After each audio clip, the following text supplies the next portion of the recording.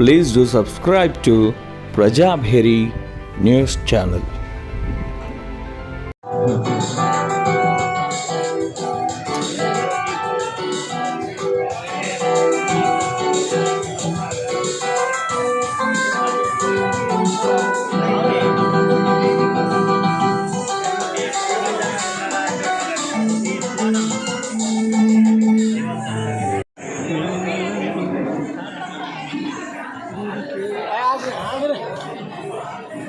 కార్యక్రమం విజయవంతానికి అందరి చేయుగా ఉండాలి కాబట్టి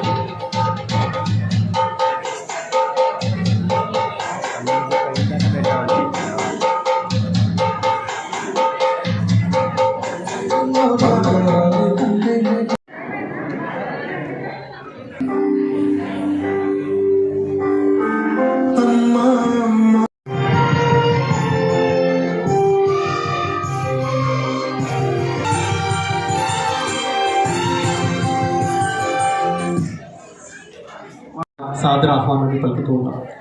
సాయిబాబు అంటే మొదటిగా మీరు గుర్తుపట్టేది సోషల్ సర్వీస్ ద్వారా. సో ఇలాంటి కార్యక్రమాలు చేస్తున్నారు నిజామాబాద్ జిల్లా వ్యాప్తంగా.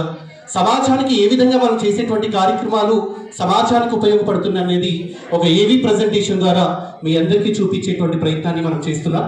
Lights off please. ఇది కాదా మనుషులుగా మనం చేయాల్సినటువంటి బాధ్యత. అలాగే ఎంతోమంది రోడ్ల మీద మతిస్థిమితానం లేకుండా రోడ్ల మీద అట్టలు కట్టిపోయి జుట్లు పెరిగిపోయి నగ్నంగా అర్ధనగ్నంగా రోడ్ల మీద తిరుగుతూ ఉంటారు. అలాంటి వాళ్ళ బాధ్యత ఎవరు తీసుకోవాలి? ఏవి 2 లైట్స్ ఆఫ్, కంటిన్యూ ఆఫ్. నేను చెప్పినప్పుడు ఆన్ చేయండి.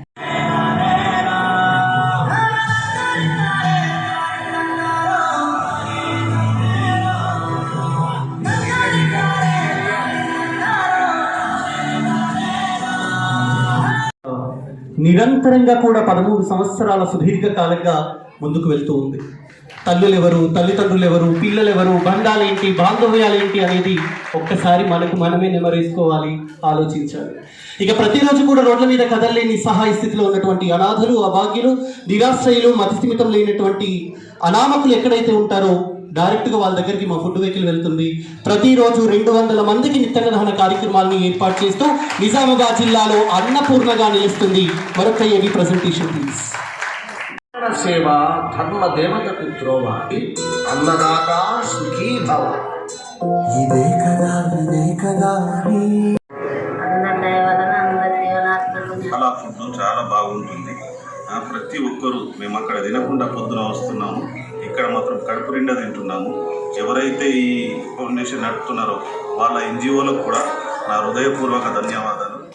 లేకుండా మరి ఇవాళ తనది తానే వెంట్రుకలు తీసుకోలేని, గడ్డం తీసుకోలేనటువంటి దుస్థితిలో ఉన్నటువంటి వారందరినీ కూడా గుర్తించి వారికి గడ్డం తీయించి, వెంట్రుకలు తీయించి, స్నానం చేయించి, బట్టలు ఇచ్చి ఆరోగ్యవంతుల్ని చేస్తూ చివరికి అంత్యక్రియలు కూడా నిర్వహించడం అంటే ఆషామాషి వ్యవహారం కాదు. ఇట్లా సమాజంలో చాలా అరుదుగా ఉంటారు. అట్లాంటి సంఘ సేవకుల్లో, సమాజ సేవలో చాలా చిన్న వయసులోనే 3-10 వయసులోనే ఇట్లాంటి సేవ చేయడం అంటే అది అంతా ఇంత కాదు. నిజంగా మూర్తిభవించినటువంటి మానవత్వం పాఠశాలల్లో, కళాశాలల్లో, విశ్వవిద్యాలయాల్లో అనేక చోట్ల ప్రార్థించే పెదవుల కన్నా సేవ చేసే చేతులు మిన్న మానవ సేవయే మాధవ సేవ అని నాటిగా ఇంత అక్షరాలతో ఉంటాయి. కానీ దాన్ని ఆచరించేటువంటి వారు ఎందరున్నారు? మరి అట్లాంటి కోవలో ఉన్నటువంటి మద్దుకూరి సాయిబాబుకు ఈ శుభ సందర్భంగా అభినందనలు తెలియజేస్తూ అందరూ కూడా హర్షాతిరేకం వ్యక్తం చేయాల్సిందిగా కోరుతా ఉన్నాను. కోవెలలో పుష్పాలు ఎలా ఉంటాయి? ఇది ఒక బృందావనం. ఈ బృందావనంలో మనమంతా బృందారకులుగా ఉన్నప్పుడే అది కోవెలగా ఉంటుంది. కనుక పుష్పాలుగా మీరు ఉండి గంభీరమైనటువంటి మనసుతో ఈ కార్యక్రమాన్ని ఆశాంతం ఆస్వాదించి చిరంజీవి మిత్రుడు సాయిబాబాకు మీరందరూ ఆశీర్వాదాలు ప్రకటించాలని నేను ఆశిస్తూ ఈనాటి సభా కార్యక్రమానికి మిత్రుడు హరిత రచయితల సంఘానికి అధ్యక్షులు మా బాధ్యుడు శ్రీ గణపురం దేవేందర్ గారు సభాధ్యక్షత వహించాల్సిందిగా వారిని సాధారణంగా మేము ఆహ్వానిస్తున్నాము. శ్రీ తొగల చిరంజీవి గారు. వీరు మన తెలంగాణ రాష్ట్ర పూర్వ కార్యదర్శిగా సేవలు అందించారు. విశ్రాంతి తీసుకున్న అవిశ్రాంతంగా సేవలు అందించిన మాన్యులు. వారికి కూడా మేము సాదరపూర్వకంగా ప్రేమపూర్వకంగా వారిని ఆహ్వానిస్తున్నాము. రచయితల సంఘానికి రాష్ట్ర బాధ్యులు అధ్యక్షులు డాక్టర్ నాగేశ్వరి శంకర్ గారు కూడా ఈ కార్యక్రమానికి ఇచ్చేశారు. వారిని కూడా సాదరపూర్వకంగా మేము ఆహ్వానిస్తున్నాము.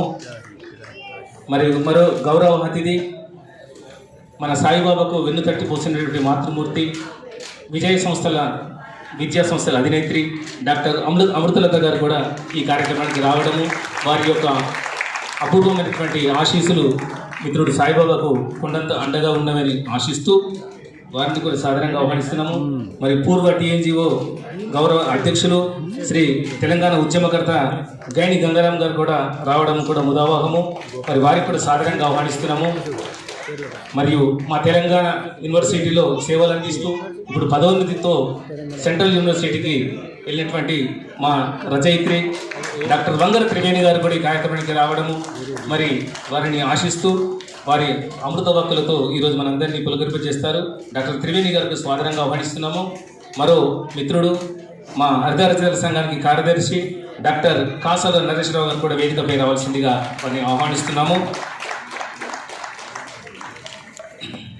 మరి ఈనాటి కార్యక్రమానికి కథానాయకుడు, కేంద్ర బిందువు, దయా సింధువు, ఆత్మబంధువు, అందరి పాలిట ప్రేమ సింధువైనటువంటి మన డాక్టర్ మద్దుకూరి సాయిబాబు.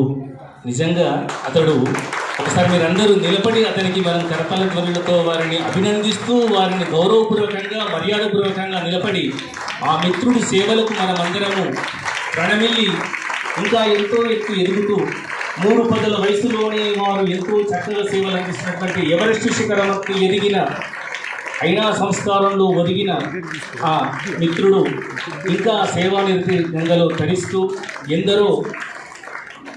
ఎందరో అమాయకులకు వాదతప్త సాధనం మహాగణాధిపతయే నమః. ప్రణో దేవే సరస్వతే భాజర్వాజిదేవతే తేనామవిత్రియవత మహాసరస్వత్యై నమః. మాతా పితృసమం దైవం న దైవం పితరమర్చయేత్. సర్వతీర్థఫలం జ్ఞేయం మాతృవందన సదా. మాతా పితృభ్యాం నమః. ఓం భోదేవ బ్రహ్మరూపేణ సర్వేషాం హృది సంస్థితః అతస్వాం స్థాపయామ్యర్థమదజ్ఞానమాపాసురో శుభం కరోతి కళ్యాణం ఆరోగ్యం ధనసంపదాం శత్రుబుద్ధి వినాశాయాం ధీరం జ్యోతిర్నమోస్తుతే. భోదీప పరబ్రహ్మ. ఎట్లా సార్ అంటే సాహిత్యం చెప్పేది మానవత్వమే. చాలా మంది సాహిత్యంలో మానవత్వాన్ని చెబుతారు కానీ ఎవ్వరూ చెయ్యరయ్యా, నువ్వు మాత్రం చేసి పెడుతున్నావు. కాబట్టి ఇది సాహిత్య సభ, మానవత్వ సభ, ఒక అద్భుతమైన సభ అని చెప్పిన. మరి ఈ కార్యక్రమానికి అతిథులుగా డిస్కస్ చేసినప్పుడు మన నిజామాబాద్ ముద్దుబిడ్డ, అసలు ఎటువంటి సౌకర్యాలు, ఉన్నత చదువులు చదవడానికి ఎటువంటి సౌకర్యాలు లేని రోజుల్లోనే ఐఏఎస్ శిఖరాన్ని అధిరోహించి అప్పుడు ఆంధ్రప్రదేశ్ ప్రభుత్వంలోను ఇప్పుడు తెలంగాణ ప్రభుత్వంలోను సేవలు చేసి తనదైన ముద్ర వేసుకున్న అధికారి చిరంజీవులు సార్. అంటే ప్రభుత్వ సేవల్లో ఒక చిరంజీవిగా నిలిచి ఉన్నారు ఆయన. వారు రిటైర్డ్ కానీ వారు చూపిన మార్గం మాత్రం ఎప్పుడు రీటైర్డ్, ఎప్పుడు కూడా అది పునరుత్తేజం చేస్తూ ఉంటుంది. వారిని ముఖ్య అతిథి అనుకున్నాం. వారు వచ్చినందుకు హృదయపూర్వక ధన్యవాదాలు సార్.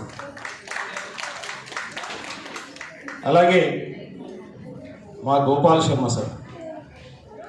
గోపాల శర్మ సార్ పేరు వింటే చాలు హృదయం అంతా పులకరించిపోతుంది. భాస్కర్ అన్న మేమంతా తెలంగాణ ఉద్యమంలో పనిచేస్తున్నప్పుడు మాకు నిజంగా గట్టి ధైర్యం ఎవరు అని అంటే, ఆ ఉద్యమంలో కొట్లాడేటప్పుడు పోలీస్ కేసులు పెట్టినా ఏ ప్రాబ్లం వచ్చినా గట్టి ధైర్యం ఎవరంటే అందరం గోపాల శర్మ సార్ దిక్కు చూస్తుంది.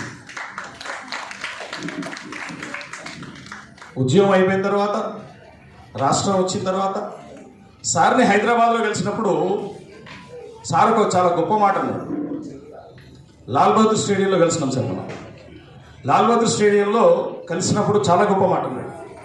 దేవేందర్, మనకు తెలంగాణ రాష్ట్రం వచ్చింది, మనం తెలంగాణ రాష్ట్రం కోసం కొట్లాడినాం, తెలంగాణ రాష్ట్రం తెచ్చుకున్నాం. ఉద్యమకారులుగా మన పని అయిపోయిందా? ఉద్యమంలో పనిచేసినామని మనకు అవి కావాలి ఇవి కావాలి అనొద్దు. మన రాష్ట్రం కోసం మనం ఏం చేస్తున్నామో స్వచ్ఛందంగా చేయాలన్నాడు సార్. అట్లనే నిలబడ్డాడు ఇప్పటిదాకా, ఈ దశాబ్ద కాలం అట్లనే నిలబడ్డాడు సారు. ఉద్యమకారులకు ప్రగతిదారులు వేసి అందరికీ కూడా గొప్ప ఆదర్శం. వారు ఈ సభకు విశిష్టతగా రావడం చాలా గౌరవంగా భావిస్తున్నారు. సాహిత్యంలోని లోతులను శోధించడంలో నాకు తెలిసి తెలంగాణ గడ్డ మీద వేళ్ళ మీద లెక్కబెట్టవచ్చు. ఒక నారాయణ శర్మ సార్, ఇటీవలే కాలం చేసినటువంటి బాలశ్రీనివాసమూర్తి సార్, వీళ్ళు సాహిత్య లోతులను చూసిన వాళ్ళు. అట్లాంటి వాళ్లకు కూడా గురువుతో సమానమైనటువంటి మన నిజామాబాద్ ముద్దుబిడ్డ డాక్టర్ నాలేశ్వరం శంకరం సార్ ఈరోజు సాహిత్యం మానవత్వం అనే అంశంపై వారు మనకు ఎన్నో విషయాలను చెప్తారు. సాక్షాత్తు అన్నపూర్ణాదేవి అమృతలత మేడం. చాలామంది పిల్లలకు పేర్లు పెడుతుంటారు, ఆ పేర్లు కుక్క పిల్ల పేర్లు పిల్లల పేర్లు తెలియవు. భిక్షపతి అని పేరు పెట్టుకుంటే ఎప్పుడు కాంటెస్ట కార్లో తిరుగుతూ ఉంటాడు. లక్ష్మీపతి అంటే జేబులో పైసా ఉండదు, కానీ మా అమృతలత మేడం మనసు నిండా అమృతమే. అందరినీ కూడా చల్లని మనసుతో చూస్తుంది, చేరదీస్తుంది. సాహిత్యానికి సౌజన్యానికి పెద్ద దిక్కు మేడం కూడా ఈ సభకు రావడం చాలా గొప్పగా భావిస్తున్నాం. డాక్టర్ వి త్రివేణి గారు, వారికి గుడ్ న్యూస్, మనందరికీ బ్యాడ్ న్యూస్. తెలంగాణ యూనివర్సిటీ నుంచి అట్లా పురోగమనం చెందుతూ ఇప్పుడు సెంట్రల్ యూనివర్సిటీలో ప్రొఫెసర్గా సెలెక్ట్ అయిన వారు. బహుశా సెలెక్ట్ అయిన తర్వాత ఆర్డర్స్ తీసుకోలేదు, 12th నాడు తీసుకుంటారు. వారికి ముందుగానే సఫర్లతో మనం అభినందనలు తెలియజేయాలి. డాక్టర్ వి త్రివేణి గారు ప్రొఫెసర్ ఎట్ సెంట్రల్ యూనివర్సిటీ, మనకు చాలా గర్వకారణం.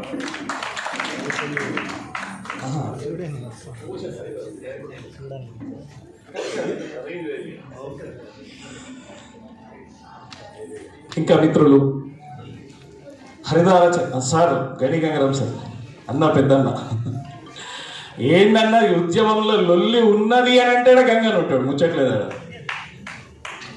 ఆనాడు తెలంగాణ ఉద్యమానికి అడ్డంకున్న సీమాంధ్రుల గుండెల్ని గడగడలాడించిన గొంతు గణి గంగన్న అన్న కూడా చాలా రోజులకు నిజామాబాద్ సభకు వచ్చింది. వారికి హృదయపూర్వక స్వాగతం. ఇక హరిదార రచయితల సంఘాన్ని అప్రతిహతంగా నడిపించడంలో నా వెన్నట్టు ఉన్నటువంటి ప్రధాన కార్యదర్శి డాక్టర్ కాసల నరేష్ రావు, మిత్రుడు తిరుమల శ్రీనివాస ఆర్య, అలాగే కంకణాల రాజేశ్వర్, చాలామంది కవి మిత్రులు అందరూ వచ్చారు. అలాగే సాయిబాబా యొక్క సైన్యం అంతా వచ్చింది. అందరికీ కూడా హరిదార రచయితల సంఘం పక్షాన శిరసాభివందనం. ఎందుకంటే ఇక్కడ కార్యక్రమం జరుగుతుందంటే సహృదయమైన మీరంతా ముందున్నారు కాబట్టి అది సాధ్యమైంది, లేకపోతే సాధ్యమైంది కాదు. ఇక్కడ మనం 3 ఈవీస్ చూసినాం. ఈ 3 ఈవీస్ ఇవి ఎవరికి చూపెట్టాలంటే, అందరికీ చూపెట్టాలా, కానీ ప్రత్యేకించి ఎవరికి చూపెట్టాలంటే కరడు కట్టిన వాళ్ళు ఉంటారు చూడండి, వాళ్ళని గట్టిగా కూర్చోబెట్టి చూపెడితే మానవత్వం వాళ్ళ హృదయాల్లోంచి తాక్కున్నదంతా కూడా పైకి వచ్చేస్తుంది ఒక లావాలాగా. అని చేసేది మామూలు పనులు కాదు. నేను చెప్తున్నా కదా, ఎన్ని పుస్తకాలు చదివిన వాళ్ళు ఆ పనులు చేయలేరు, ఎంత డబ్బు సంపాదించిన వాళ్ళు ఆ పని చేయలేరు, ఎంత పెద్ద అవార్డులు అందుకున్న వాళ్ళు కూడా పని చేయలేరు. మనం అనుకుంటాం రామన్ మెగాసెస్ అవార్డు, ఇట్లాంటి అవార్డులు పొందిన వాళ్ళంతా గొప్ప పనులే వాళ్ళు చేసినాయి, కాదని కాదు. కానీ సాయిబాబు చేసే గొప్ప పని మాత్రం కాదు. ఎవరయ్యా అనాథ శవాలను తన సొంత బంధువుగా భావించేది? అసలు నిజంగా సాయిబాబు చిన్నోడైపోయాడు, కానీ ఆయన చేసే సేవలకు నేనే కాదు ఇక్కడ ఉన్న చాలా మంది ఆయనకు పాదాభివందనం చేస్తారు. మామూలు విషయం కాదు, కానీ హృదయం లోతు నుంచి వస్తున్నటువంటి మాట. నిజంగా నేను చాలా సభలను మన హరిదా నుంచి నిర్వహించినాం గత 13-14 ఏళ్ళుగా. కానీ ఒక మాట్లాడుతున్నప్పుడు హృదయంలోంచి కన్నీళ్ళు తన్నుకుంటూ వస్తున్నాయి, వాటిని అక్కడ ఆపేస్తున్నాను. It's not so easy. చాలా చాలా తృప్తిగా ఉంది. ఆ కన్నీళ్ళు బాధతో వచ్చినాయిగా, ఆనంద బాష్పాలు అనేది అర్థమవుతలేదు. So wonderful thing. నేను కలిసి నడిచిన వాళ్ళలో సాయిబాబు స్పెషల్. అసలు యాక్చువల్గా మేము మొన్న హరిదార రచయిత సంఘం వాళ్ళందరూ కూర్చున్నప్పుడు ఒకటి డిసైడ్ చేసినాం, మనము ఉద్యమానికి ముందు సాహిత్య కార్యక్రమాలు చేసినాం. ఎట్లా చేసినాం? ఈ సాహిత్య కాలంలో ఒక దగ్గర తీసుకురావాలా, సాహిత్యం అంటే అందరికీ నేర్పాలన్నట్టుగా చేసినాం. ఉద్యమం తర్వాత రాష్ట్రం వచ్చిన తర్వాత సాహిత్యపు విలువల్ని మనం తెలియజేయాలా, మంచి సాహిత్యం ఎట్లా సృష్టించాలనే కార్యక్రమాలు నిర్వహించాలనుకున్నాం. అంతేగాని ఆర్భాటమైన కార్యక్రమాలకు పక్కకుండాలని అనుకున్నాం. పుస్తకావిష్కరణలకు, సన్మానాలకు ఇట్లాంటి పక్కకుండాలా ఓన్లీ వర్క్షాప్ చేయాలని ఒక డిసిషన్ తీసుకున్నాం. కానీ ఎందుకో సాయిబాబా వచ్చి అడిగిన తర్వాత నేను అవి పక్కన పెట్టేసిన. లేదు సాయిబాబు, నేను ఈ ప్రోగ్రామ్ చేస్తాను. నిజంగా నేను పెట్టుకున్న నిబంధనలు పక్కకు పెట్టి ఈ ఆవిష్కరణ కార్యక్రమం పెట్టి అది మొత్తం క్రెడిట్ అంతా కూడా సాయిబాబుకి. సాయిబాబు ఒకసారి గట్టిగా చప్పట్లతో మీరంతా కూడా అధ్యక్ష పలుకులకి స్వస్తి చెప్తూ కార్యక్రమాన్ని ముందుకు తీసుకెళ్తూ మొదట ఆవిష్కరణ, తర్వాత ముఖ్య అతిథి గారు మాట్లాడతారు, తర్వాత మిగిలిన అతిథులు మాట్లాడతారు. సార్ ఆవిష్కరణ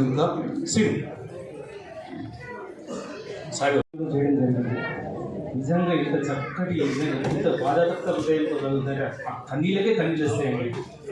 అందులో వివేక్ ప్రతిభ, అక్కడ వాళ్ళ అమ్మా నాన్నలు ఆనందయ్య తండ్రి, శాంతమ్మ తల్లి, ఆ ఇద్దరు కుమార్తె పుట్టారు, ప్రతిభ వివేక్. మరి సాయిబాబాకు మారు పేర్లు నిజం చెప్పాలంటే. ఆ పాత్రధారులకు సూత్రధారి మన సాయిబాబా. మరి ఆ సూత్రధారి రచించినటువంటి ఈ చక్కని పుస్తకం అందరి మస్తకంలో ఉంటే నిజంగా అద్భుతమైన సాహిత్యం. ఆ నవలా సాహిత్యం నిజంగా ఆశాంతం చదివించాల్సిన గొప్ప పుస్తకం అది. అక్కడ జానకి రామయ్య మరియు రాఘవయ్య మాస్టర్ గారు వారికి కోవెలను ఇవ్వడము, వారి ఇల్లుని దారదత్తం చేసి ఒక ఆశ్రమం కోవెలుగా మర్చుకోవడము, ఇది భావన రూపమే మాత్రమే. కానీ భవిష్యత్తులో అది భవన రూపంలోకి రావాలని మీ అందరూ నేను ప్రార్థిస్తున్నాను.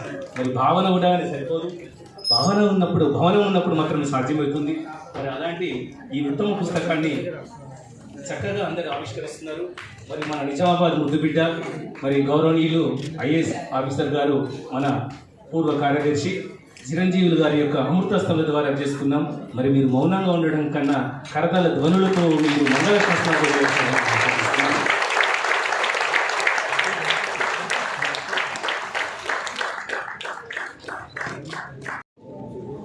ఈరోజు మనశ్శాంతి కోవెల నవల ఆవిష్కరణ జరిగింది. రేపు మనశ్శాంతి కోవెల కట్టడానికి భూమిని స్వీకరించబోతున్నారు. ఇక్కడ క్యాన్సర్ హాస్పిటల్ పక్కన మనశ్శాంతి కోవెల నిర్మాణానికి తీసుకున్న భూమికి టోకెన్ అమౌంట్ ఇవ్వబోతున్నాడు. ఇక సాధారణంగా ఒక పిల్లవాడు కొడితే ఏం చేస్తాము, తొట్ల చేయడానికి 21 రోజుల టైం తీసుకుంటాం. కానీ సాయిబాబా మాత్రం నెక్స్ట్ డేనే ఆ పని చేస్తున్నాడు. సో అతనికంతా శుభం జరగాలని మనశ్శాంతి కోవెల ఒక కళ, రేపు సాకారం అవ్వబోతున్న కళ. మరొకసారి సాయిబాబాకి శుభాకాంక్షలు తెలియజేస్తూ, సాహిత్యంలో మానవత్వపు లోతుల్ని మాకు తెలియజేయాల్సిందిగా ఒక 20 నిమిషాల పాటు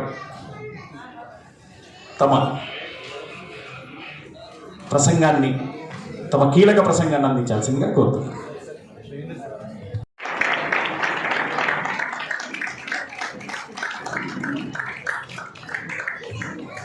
మా రాష్ట్ర అధ్యక్షుడు చేస్తున్నారంటే తెలంగాణ రాష్ట్ర కవుల సమూహం తరపున వారు చేస్తున్నారు పెద్ద మనిషిగా. అసలు పెద్ద మనిషి కాదు, పెద్ద మనసున్నవాడు కూడా. మాట్లాడుతున్నాను. సో ఎనియో సాయిబాబా గారి కార్యక్రమంలో పాల్గొనడం కూడా నేను చేసుకున్న ఒక అదృష్టంగా భావిస్తూ ఉన్నా.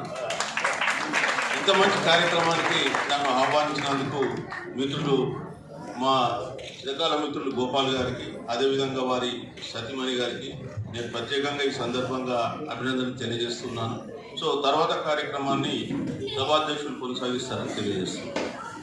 ఇక్కడ సారథుల్లో ఒకరు, అలాగే హరిదార చేతుల సంఘానికి కూడా అధ్యక్షులు. అన్ని 33 జిల్లాల్లో ఒక జిల్లా అడుగు వేస్తుందంటే నిజామాబాద్ జిల్లానే నేను భావిస్తాను. ఎందుకు అలా అనుకుంటున్నానంటే, బహుశా ఇలాంటి కార్యక్రమం 33 జిల్లాల్లో ఎక్కడ జరగలేదు. ఇదే భావిస్తున్నాను. అందుకు మీరందరూ ఈ సభకు రావడం, నిజానికి దేవతలు వచ్చి కూర్చోవాలి ఈ సభలో.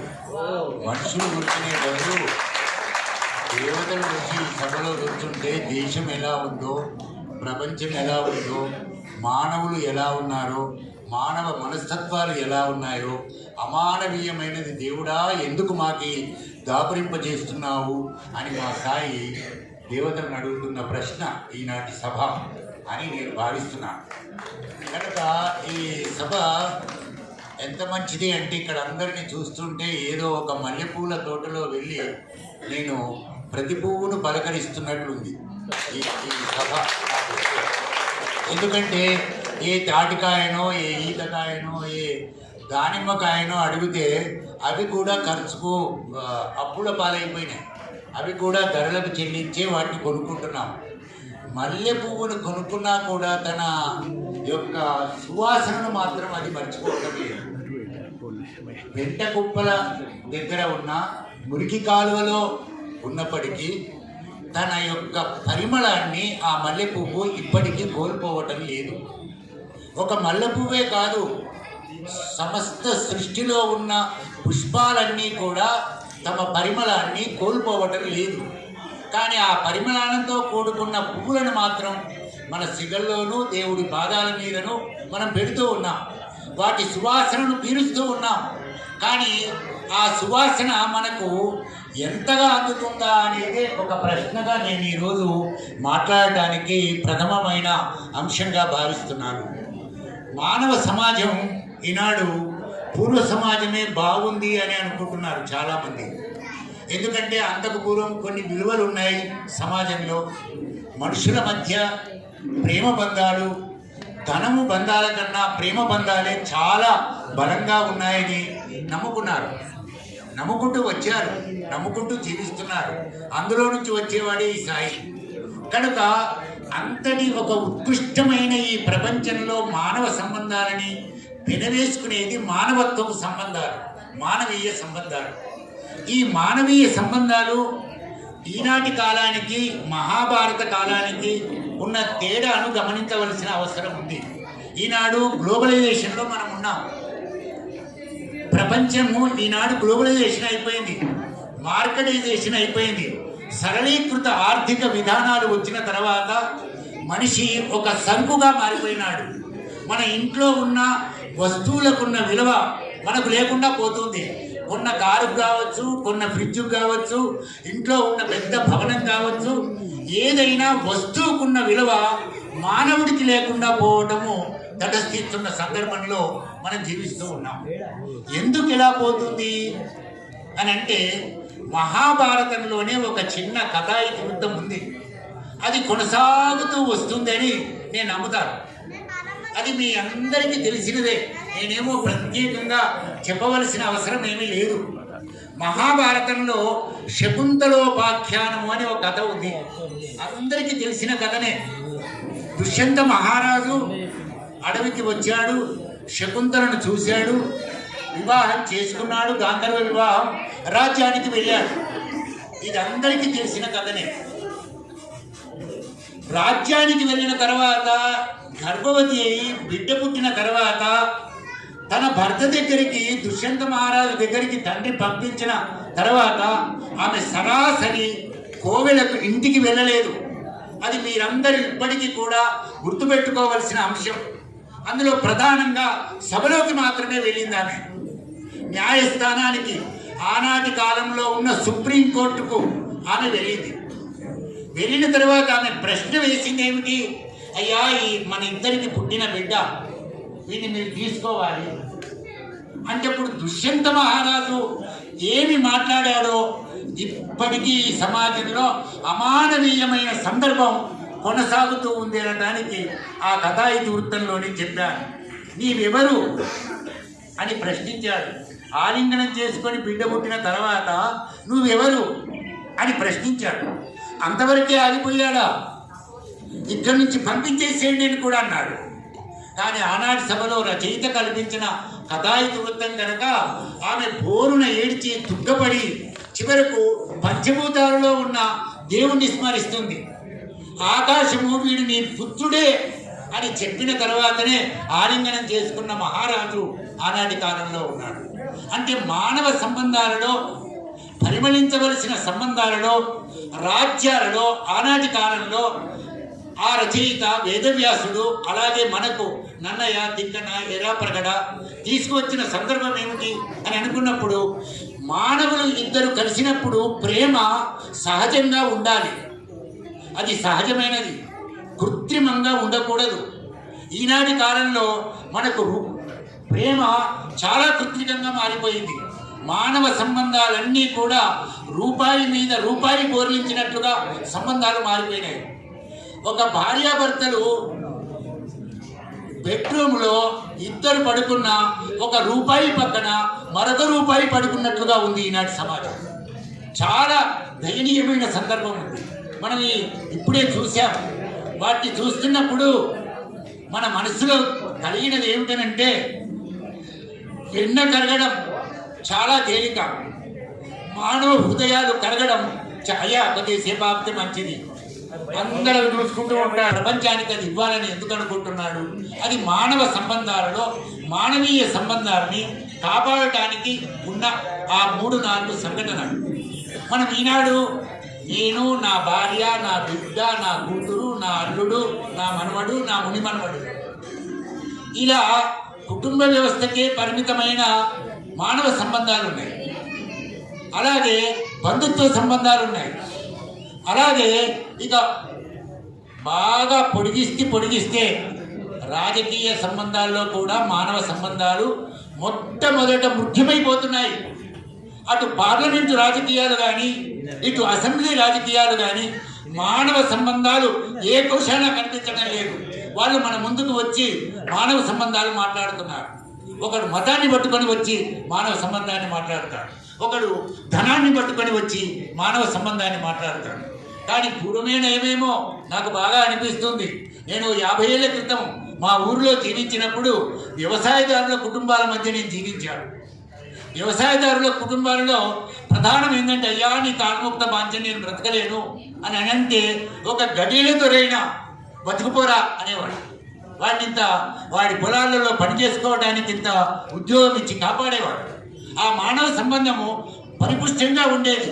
ఉన్నవాడికి లేనివాడికి కూడా ఒక గొప్ప సంబంధం ఆనాటి కాలంలో ఉంది. ఈనాటి కాలం ప్రపంచం అంతా డబ్బు చుట్టూ తిరుగుతుంది కనుక ఇది యూజ్ అండ్ త్రో సంబంధం.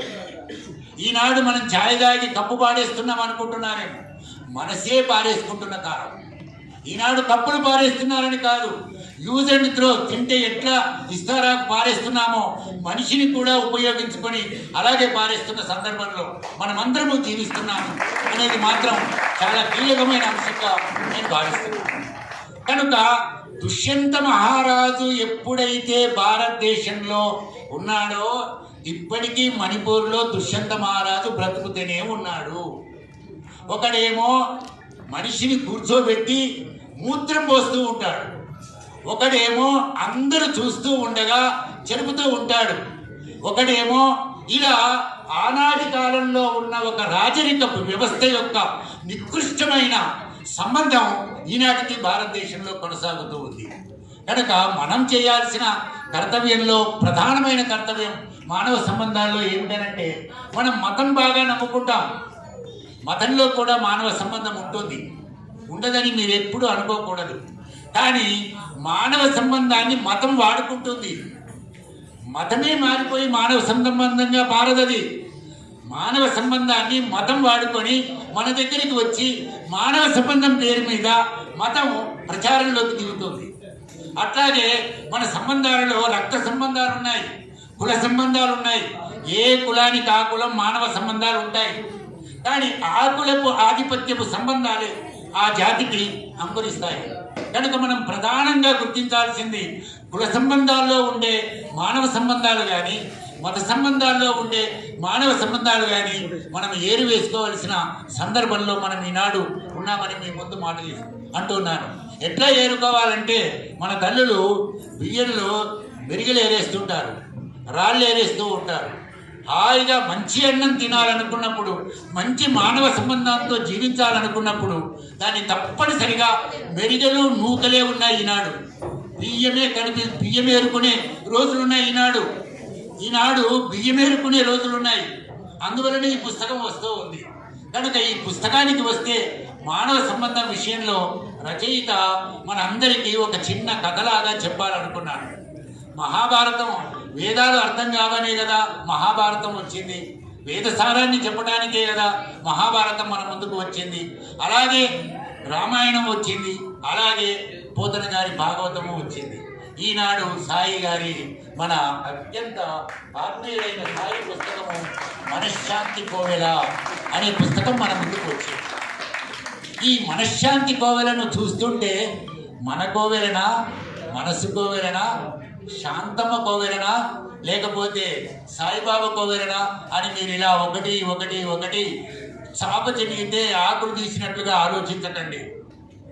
మనశ్శాంతి కోవెల ఆయన ఒక నిర్మించాలనుకుంటున్నాడు. అనాథలు ఎవరైతే ఉన్నారో, శ్రీశ్రీ ఎప్పుడో అన్నాడు కదా, నేను సైతం ప్రపంచాగ్నికి సమిధనొక్కటి ఆహుతిచ్చాను. అలాగే ఒక సమిధ లాంటి జీవితాన్ని పరాయి అని అనుకోకూడదు. ఈ దేశంలో పుట్టిన మానవుడే కనుక వాడికి మనం అందించాలి అనేది ఈ పుస్తకంలో ఉన్న సారాంశం. ఈ పుస్తకం చెప్పేదేంటి అంటే మనశ్శాంతి కోవెల అనేది ఆయన ఒక డ్రీమ్, ఒక స్వప్నం. ఆ స్వప్నము మన హృదయమే మనశ్శాంతి కోవెలగా మారాలి అని చెప్పడానికి ఈ పుస్తకం పనిచేస్తూ ఉంది. ఈ పుస్తకం ప్రధానంగా చెప్తున్నది ఏమిటంటే ఎక్కడో అణగారిన వారిని, ఆర్తనాదుల్ని, వికలాంగుల్ని, పేదవారిని, ఆహారం లేని వారిని ఒకచోటికి తీసుకువచ్చి మనశ్శాంతి కోవెలకు తెచ్చి మన ముందు ఎందుకు ఉంచుతున్నాడు అంటే, మనము రైతు పండించిన అన్నాన్ని మన నోట్లో ఎలా పెట్టుకొని తింటున్నామో సమాజంలో ఉన్న ప్రతివారు తింటున్నారా, తినకుండా ఎలా జీవిస్తున్నారు. మన పిడికెడు అన్నంలో ఎప్పుడో గురుజాడ అప్పారావు చెప్పాడు, మనము ఏదైనా పని చేయాలని ప్రజల మధ్య నేను జీవిస్తున్నాను, కానీ ప్రజలకు నేను ఇస్తున్నది ఏమిటి అనేది కూడా ప్రశ్న వేసుకోవడానికి ఈ మనశ్శాంతి కోవెల మన ముందుకు వచ్చింది. ఈ మనశ్శాంతి కోవెల నువ్వు కాపాడుకుంటే ఏమొస్తుంది? నలుగురు మధ్య పేరు వస్తుందనా, నలుగురిలో గుర్తింపు వస్తుందనా, లేకపోతే ఈ అబ్బాయి చాలా బాగా చేస్తున్నాడు, సాయిబాబా లాంటి వాడు, లేకపోతే ఇంకా గొప్పవాడనా అనుకోవటానికా ఈ పని మనం చేస్తున్నది? మన మనస్సు చాలా కలుషితమైపోయింది. కలుషితాన్ని కడగటానికి, బట్టను ఉతకటానికి సబ్బును ఎలా వాడతామో సాయి మన హృదయాలను కడగటానికి ఈ పుస్తకాన్ని వాడుతున్నాడు. ఇది మన దగ్గరికి తీసుకుందాం. ఈ పుస్తకంలో మానవ సంబంధాలలో 3 సంబంధాలను మన కళ్ళ ముందు ఉంచుతున్నాడు. అవి 3 సంబంధాలు కావండి, అవి మన నిత్య జీవితంలో ఎదుర్కొంటున్న సంబంధం. ఆయన తెలుసో తెలియదో నాకు తెలియదు, కానీ కొడవటిగంటి కుటుంబరావు గారు ఒక మాట అన్నాడు, దేశానికి శీలాన్ని ఎవరు కాపాడుతారు అని. ఆయన ఏమన్నా అంటే దేశానికి శీలాన్ని కాపాడేవాడు పేదవాడే తప్ప ఈనాటి నాయకులు, ఉన్నవాళ్ళు, సంపన్నులు భారం చెప్పాడు. పేదవారు మాత్రమే శీలాన్ని కాపాడుతారు అని. క్యారెక్టర్ ఎవరికి ఉంటుంది? దేశంలో క్యారెక్టర్ ఎవరికి ఉంటుంది? మనం ఈనాడు అనుకుంటున్న ఆర్థిక, రాజకీయ, సాంఘిక సంబంధాలలో ఎవరైతే పతనమై ఉన్నారో ఆ పేదవాడి దగ్గరనే ఆ శీలం దాక్కుని ఉంటుంది అని చెప్పాడు. దానికి ప్రతీకనే అందులో శాంతమ్మ, అనంతయ్య. ఈ శాంతమ్మ, అనంతయ్య 2 పాత్రలు మన హృదయాలలో కూడా ఉంటాయి. శాంతమ్మ ఆడవారిలో లేదని కాదు, అనంతయ్య మనలో లేదని మగవారిలో కాదు. కానీ వాళ్ళ జీవనంలో ప్రధానమైన ఘట్టం ఏమిటంటే మనకు తమ పనిలో లీనమైన వాళ్ళు. అది ఆ పాత్రల ద్వారా మనం నేర్చుకునే అంశం. ప్రధానంగా నేర్చుకునే అంశం ఏమిటంటే అందులో అనంతయ్య ఒక మామూలు డ్రైవర్. ఆయన తన పనికి తన జీవితాన్ని అంకితం చేసుకున్నవాడు. ఈనాడు మన దేశ ప్రజల కోసం జీవితాన్ని అంకితం చేసుకోవాలని దాన్ని సవరించుకోవాలి. అందులో డ్రైవరు తన పనికి తన జీవితాన్ని ఎలా అంకితం చేసుకున్నాడు, తన కుటుంబానికి ఎలా అంకితం చేసుకున్నాడు అని అంటాడు. శాంతమ్మ కూడా గొప్ప పాత్ర. బహుశా సీతాదేవి శాంతమ్మను గురించి నేర్చుకోవాలేమో. రామాయణంలో ఉన్న సీతాదేవి మన సాయిబాబా శాంతమ్మ పాత్ర గురించి కొంత నేర్చుకోవాలేమో. ఎందుకంటే సీతమ్మకున్న కష్టం వేరు, శాంతమ్మకున్న కష్టం వేరు. సీతమ్మకు నేను ఇప్పుడే అన్నాను కదా, శకుంతలకున్న కష్టాలే పరిణామ క్రమంలో మనకు ప్రధానంగా వచ్చిన ఈ సీతమ్మ కూడా. సీతమ్మ బ్రతుకంతా కూడా విషాదాంతమైనదే. అలాంటి దానిలో ఈ శాంతమ్మ తన కుటుంబాన్ని కాపాడుకుంటూను ఆమె చేసిన ఒక గొప్ప మేలు ఏమిటనంటే, ఒక పెద్దింటి ఇంట్లో ఆమె పని మనిషిగా పనిచేస్తుంది. ఆ ఇంటి వాళ్ళు ఏమనుకుంటారంటే, అయ్యో ఇది నాకు పుడితే బాగుండు అనుకుంటారు, ఈ పని మనిషి మా కడుపులో పుడితే బాగుండు అని అనుకుంటారు. అలా ఆ పాత్ర చాలా ఉన్నతమైన పాత్ర. ఈ రెండు పాత్రలు మనశ్శాంతి కోవెలలో మనకు చాలా గొప్ప పాత్రలుగా భావిస్తాం. అయితే మనకు ఎక్కడ మనశ్శాంతి పోతుంది అంటే, ఈ కోవెల చెప్తుంది ఎక్కడ పోతుంది అని అంటే, రాఘవయ్య జానకమ్మ పాత్రలు. వాళ్ళకు కూడా 2 బిడ్డలు ఉన్నారు, శ్యామ్ ప్రసాద్, రామ్ ప్రసాద్. 2 ప్రసాదులే. 2 ఇతర దేశాల పోయి స్థిరపడ్డ వాళ్ళే. కానీ తల్లిదండ్రులను వాళ్ళు చూడరు. ఇక్కడ కేవలం తల్లిదండ్రులు అనే విషయం మాత్రమే పెట్టాడు. కానీ ఈనాటి కాలంలో బంధాలలో పిల్లలు పెరిగిన తర్వాత, పెళ్ళిళ్ళు అయిన తర్వాత ఎవరి దారి వారే చూసుకుంటున్న దానికి ఆ 2 పాత్రలు చాలా కీలకమైనవి. పిల్లలు చివరకు రారు. ఆ రాఘవయ్య ఏమంటాడంటే చివరకు, ఒరే నా ఇల్లు నేను ఈ ఆశ్రమానికి ఇస్తానురా, ఆ ఇల్లు నేను చేసి నన్నే వృద్ధాశ్రమంలో నన్ను ఒక మనిషిని చేసుకో అని అంటాడు. అది మనకి ఈనాడు కావలసిన ఒక గొప్ప. ఎక్కడనో ఉన్న పిల్లలే కాదు, వాళ్లకు పుట్టిన పిల్లలు ఆ 2 పాత్రలు, ప్రభవ తర్వాత వివేక్, ఈ 2 పాత్రలు చాలా ఉన్నతమైన పాత్రలు. నిజానికి నాకు కూడా వివేక్ పాత్ర చాలా ఇష్టమైన పాత్ర. ఎందుకనంటే నేను కూడా చాలా పేదతనాన్ని అనుభవించిన వాడిని. పేదతనాన్ని అనుభవించినప్పుడు నన్ను కాపాడిన వాడు వివేకానంద రెడ్డి. వివేకానంద రెడ్డి కాపాడటం వలన నా బిడ్డకు వివేక్ అని పేరు పెట్టుకోగలిగిన. ఆ మానవత్వ విలువల్లో ఆయన నాకు సహాయపడటం వలన అది జీవితాంతం గుర్తుపెట్టుకోవాలనే దృష్టితో నేను అలా అనుకున్నాను. ఆ వివేక్ పాత్ర కూడా అలాంటిదే. మేము మా ఇద్దరిని, ప్రభను నన్ను బిడ్డలు అనుకోవచ్చు కదా తాతయ్య అని అంటారు. అప్పుడు రాఘవయ్య 2 నములుకొని, మీరేరా నాకు బిడ్డలు, వారు కారు అని అంటారు. అది ఈనాటి సమాజంలో మనకు ఎంతసేపు రక్త సంబంధాలతో మానవీయ సంబంధాలు ఉన్నాయనుకోవడం కన్నా, ప్రపంచ సంబంధాలలో, మనుషుల సంబంధాలలోనే మానవ సంబంధాలు ఉంటాయని ఆ పాత్రల ద్వారా మనం నేర్చుకోవాల్సిన అవసరం ఉంది. ఇక చివరగా అందులో ఆ నవల మనకు చెప్పేది ఏమిటి, ప్రధానంగా దానికి బోధించే కర్తవ్యం ఏమిటి? ఇప్పుడు మనము పాణినీయ వ్యాకరణం మొదలుపెట్టి అన్ని గ్రంథాలు చదువుతాం, అవి ఏం బోధిస్తున్నాయని. మహాభారతం చదివితే బోధించేది ఏమిటి? శాంతం. అందులో ఉన్నది బీభత్సం, యుద్ధం, వీరం, అన్ని రకాల రసాలు ఉన్నాయి. కానీ ప్రధానంగా బోధిస్తున్నది శాంతం. ఈ కోవెల కూడా ప్రధానంగా బోధిస్తుంది సమాజానికి శాంతరసం. Saibaba be careful. నువ్వు ఎప్పుడైనా అడుగు వేయాలనుకున్నప్పుడు ప్రజల పక్షాననే అడుగు వేయడానికి ప్రయత్నం చేయు. నాయకుల్ని నమ్ముకున్నావా ఇవన్నీ పోతాయి. వాళ్ళు తప్పనిసరిగా ఈ అమానవీయ సంబంధాల్లోకి నిన్ను తీసుకుపోతారు. అమానవీయ సంబంధాలు మనుషుల మధ్య లేకుండా పోవడానికి ఈనాడున్న ఆర్థిక రాజకీయ కుట్రలే ప్రధానమైన కారణం. మానవ సంబంధాలని పరిరక్షించాలనుకుంటున్నావు. అందులో వాళ్ళ నాన్న నేను చూశాను, ఇంటికి వెళ్ళి చూశాను. అందున నాకు చూపించిన ఆప్తమిత్రుడు ఈ సభలో ఉండాల్సిన వాడు రామేశ్వర్ రెడ్డి. ఒక మంచి ఇంటికి వెళ్దాము, చూద్దాము మిత్రుడిని అని చెప్పాడు. వాళ్ళ నాన్నని చూశాడు. ఆ నాన్ననే ఈ నవలలో ప్రధానమైన పాత్ర. మంచం మీద ఉన్న పాత్ర ఎవరో కాదు, ఈ నవలలో దాదాపు వెన్నెముక ఎవరు అంటే సాయి. ఆ నవలలోని పాత్రలన్నిటికీ సాయే వెన్నెముకగా ఆ నవలలో ఉన్నారు. ఆ నవల ఓపెనింగ్ బ్యాట్స్మెన్ గా కలెక్టర్తో ప్రారంభం అవుతుంది. ఆ నవల మళ్ళీ కలెక్టర్తోనే ముగుస్తుంది. అంటే ఈ కలెక్టర్లు పోలీస్ శాఖ ద్వారానే ఇది చాలా అభివృద్ధి చెందుతుందని అనుకుంటారు.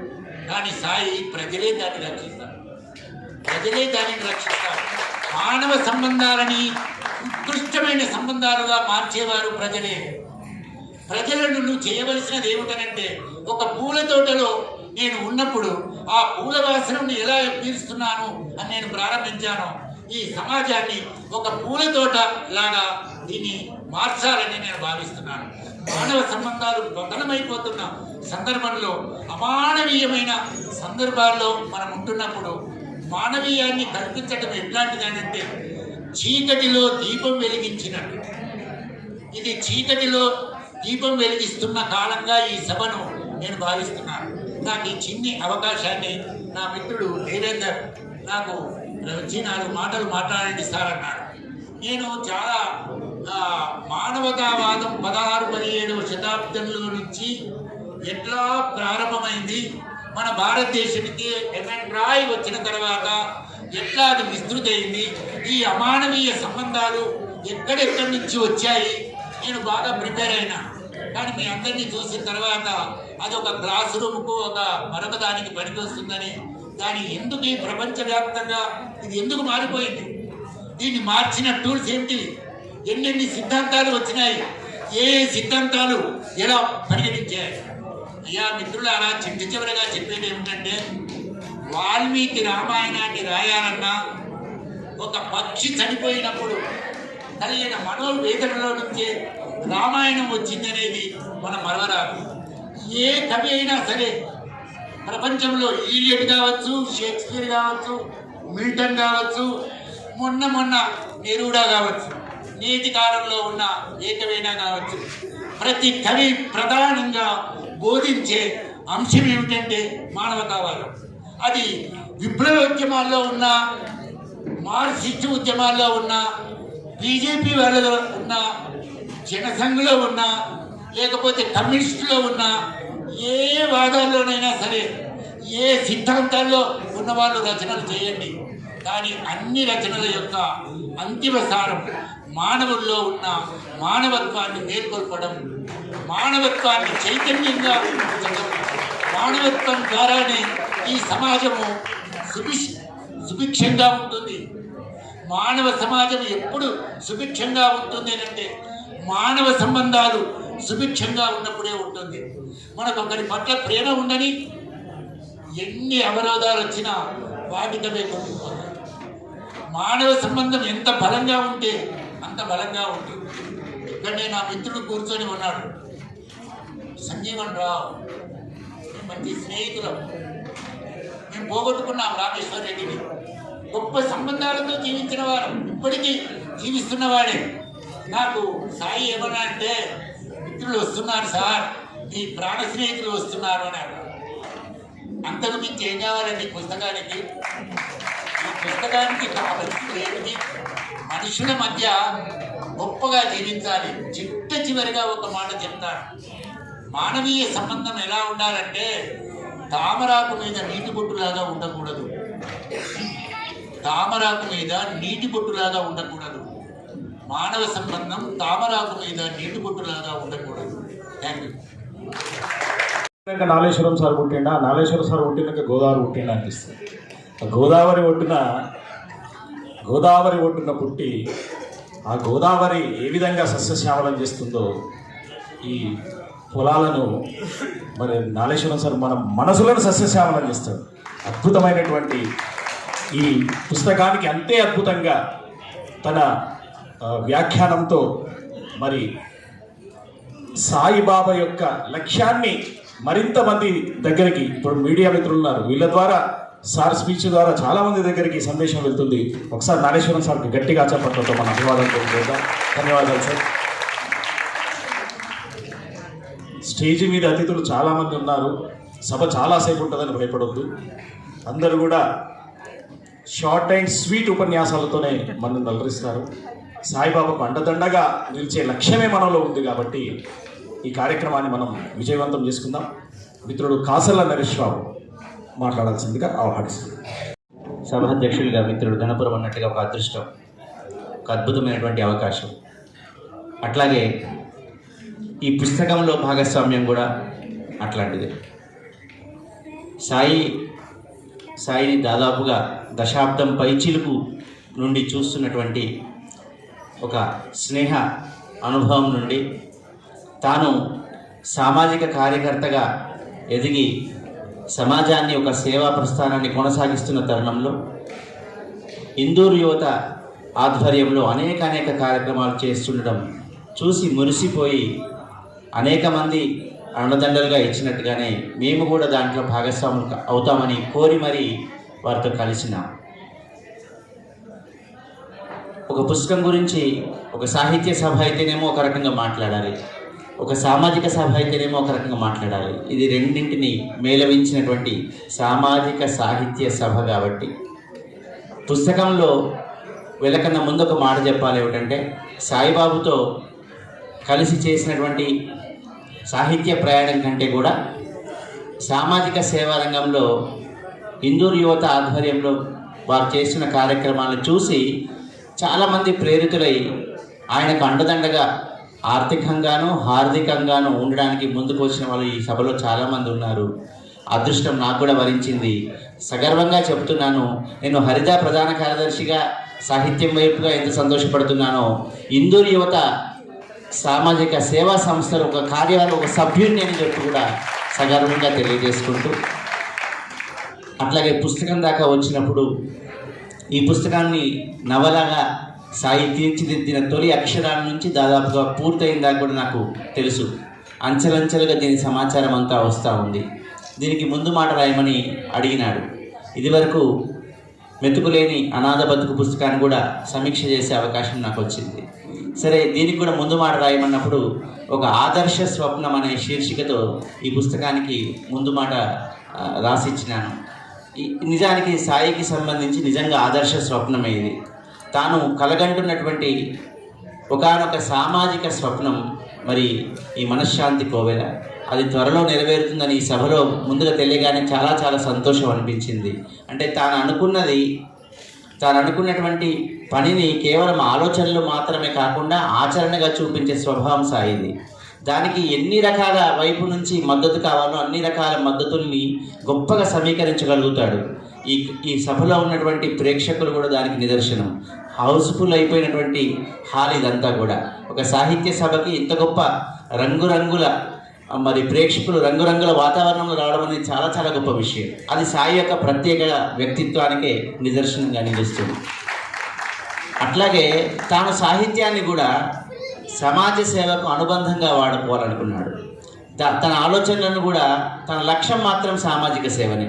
కాబట్టి సామాజిక సేవకు అనుబంధంగా సాహిత్యాన్ని ఉపయోగించుకోవాలని తన ఆలోచనలను మనశ్శాంతి కోవెల అనే నవలగా తీసుకొచ్చినాడు.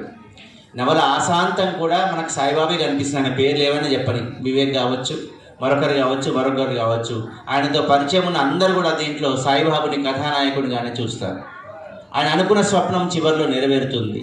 ఒక అద్భుతమైనటువంటి ముగింపుతో దీన్ని ఇస్తారు. చాలా మంచి పుస్తకం, అందరికీ అర్థమయ్యే పుస్తకం. నవల అంటేనే అందరికీ అర్థమయ్యేది. ఈ నవల ప్రముఖంగా అందరికీ ఆబాలగోపాలాన్ని అన్నట్టుగా అందరికీ అర్థమయ్యేటటువంటి భాషలో ఆలోచనలతోని కథాగమనంతోని చక్కగా కొనసాగినటువంటి నవల అందరికీ బాగా నచ్చుతుంది, బాగా ఇష్టంగా. దీంట్లో నుంచి సాయిబాబుని మరొక కోణంలోనూ మనం చూసే అవకాశం ఉంది. అయితే చివరిలో ఒక మాట ఏమిటంటే, సాహిత్యం వైపు గురించి కూడా మాట్లాడినప్పుడు నవల అనే పేరు పెడుతున్నప్పుడు, ఈ పుస్తకంలోనూ కూడా అన్నాను, నవల అని పేరు పెడుతున్నప్పుడు సాహిత్యానికి సంబంధించి ఏ ప్రక్రియ అయినా సరే దాన్ని క్షుణ్ణంగా దాని యొక్క నియమ నిబంధనలన్నింటినీ మనం ఆకలింపు చేసుకొని దాన్ని అభివ్యక్తం చేస్తే బాగుంటుందని నమ్మే వాళ్ళలో మేము నాగేశ్వరం సార్ గారి శిష్యులుగా ఉన్నటువంటి వాళ్ళం. కాబట్టి సాహిత్య ప్రక్రియ ఏదైనా దాన్ని ఆకలింపు చేసుకుని అదే నియమ నిబంధనలు ఉండాలని కోరుకుంటా. నవలకు సంబంధించి మాత్రం నేను కొన్ని సూచనలు చేసినాను. మొదటిసారి రాసినప్పుడు నాకు ఇచ్చినప్పుడు మళ్ళీ దాన్ని తిరిగి రాయించి మనం ఇంకో కొన్ని సూచనలు చేయడం జరిగింది. అట్లా కొన్ని పాత్ర ఔచిత్యం రీత్యా ఇది చేయబ్బా అని కొన్ని మార్పులు చేయడం జరిగింది. కొన్ని విన్నాడు, కొన్ని వినలేదు. వినకపోవడం కూడా సాయిబాబా స్వభావమే, అది మనకు తెలుసు. సమాజ సంఘ సేవలో తాను ఒల్లిపోతూ ఉంటాడు.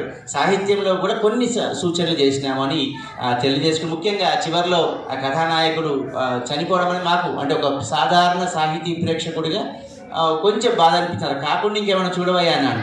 ఆయన ఏం చూడలేదు, అట్లనే తను అనుకున్నాడు కానీ ముందుకు తీసుకెళ్ళినాడు.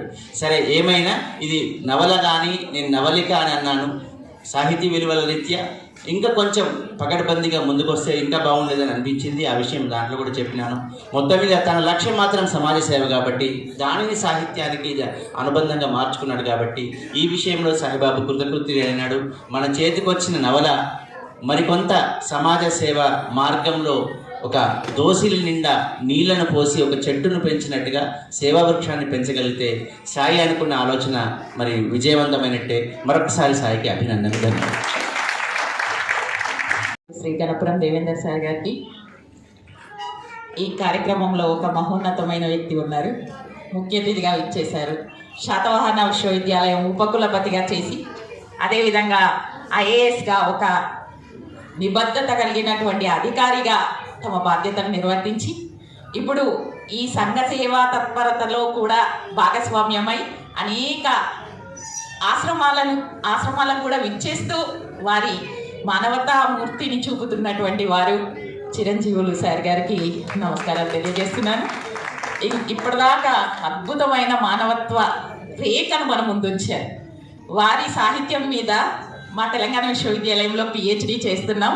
డాక్టర్ నాగేశ్వరం శంకరం సార్ జీవితం సాహిత్యం అన్న అంశం మీద పిహెచ్డి కూడా రిజిస్ట్రేషన్ అయ్యింది. నా దగ్గరనే విద్యార్థి పరిశోధన చేస్తున్నారు.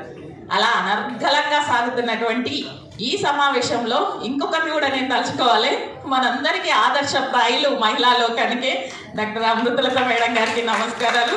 ఇంకా వేదిక మీద ఉన్న అందరికీ నమస్కారాలు. సాయిబాబు గురించి అయితే వేదిక మీద ఉన్న వాళ్ళకంటే కూడా వేదికకు అభిముఖంగా ఉన్న వాళ్ళకే ఎక్కువ పరిచయం కదా. అవును, సాయిబాబు గురించి మాట్లాడాలి అంటే మాటలు ఉండవు. ఆర్ద్రత హృదయాన్ని ఆయన ముందు పెట్టడం తప్ప ఏం మాటలు మాట్లాడతాం. మనశ్శాంతి కోవెల ఆశ్రమము రేపు రూపుదిద్దుకుంటుంది.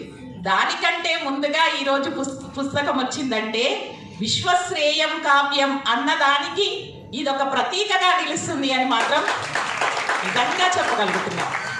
ఒక నవల, సాంఘిక నవల, ఈనాడు నవలలో వెనకబడిపోయాం, నవల రచనలో వెనకబడిపోయాం అని అనుకుంటున్న సందర్భాల్లో ఇలాంటి యువకులైనటువంటి వాళ్ళు ఇంకొకటి సామాజిక సేవలో ముందుండి ఇటువైపు రచనా రంగంలో కూడా ముందుకొస్తున్నారంటే వృత్తి వేరు ప్రవృత్తి వేరు అయినా కానీ రాణిస్తున్నటువంటి డాక్టర్ మద్దుకూరి సాయిబాబు. మళ్ళీ ఆయన చేసినటువంటి డాక్టర్ కోర్సు ఒక విధము, ఆయన చేసే వృత్తి ఒక విధము, ప్రవృత్తి రచనా రంగం. చాలా ఇలాంటి మిశ్రమమైన వ్యక్తి ధర్మాన్ని కలిగి ఉన్న ఒకే ఒక మూర్తి డాక్టర్ మద్దుకూరి సాయిబాబు. నిజంగా ఏంటి సార్, అది మొన్నటి వరకు జీవిత చరిత్రలకు సంబంధించినటువంటి గాథ. మెతుకులేని అనాథ బతుకులు, వాళ్ళ జీవిత చరిత్రలు నిజంగా రచింపజేసి ఆనాడు ముప్పవరపు వెంకయ్య నాయుడు నుంచి కూడా వారు మంచి సర్టిఫికెట్ను కూడా దానికి పొందారు. ఇలాంటి సేవలో ఇంకా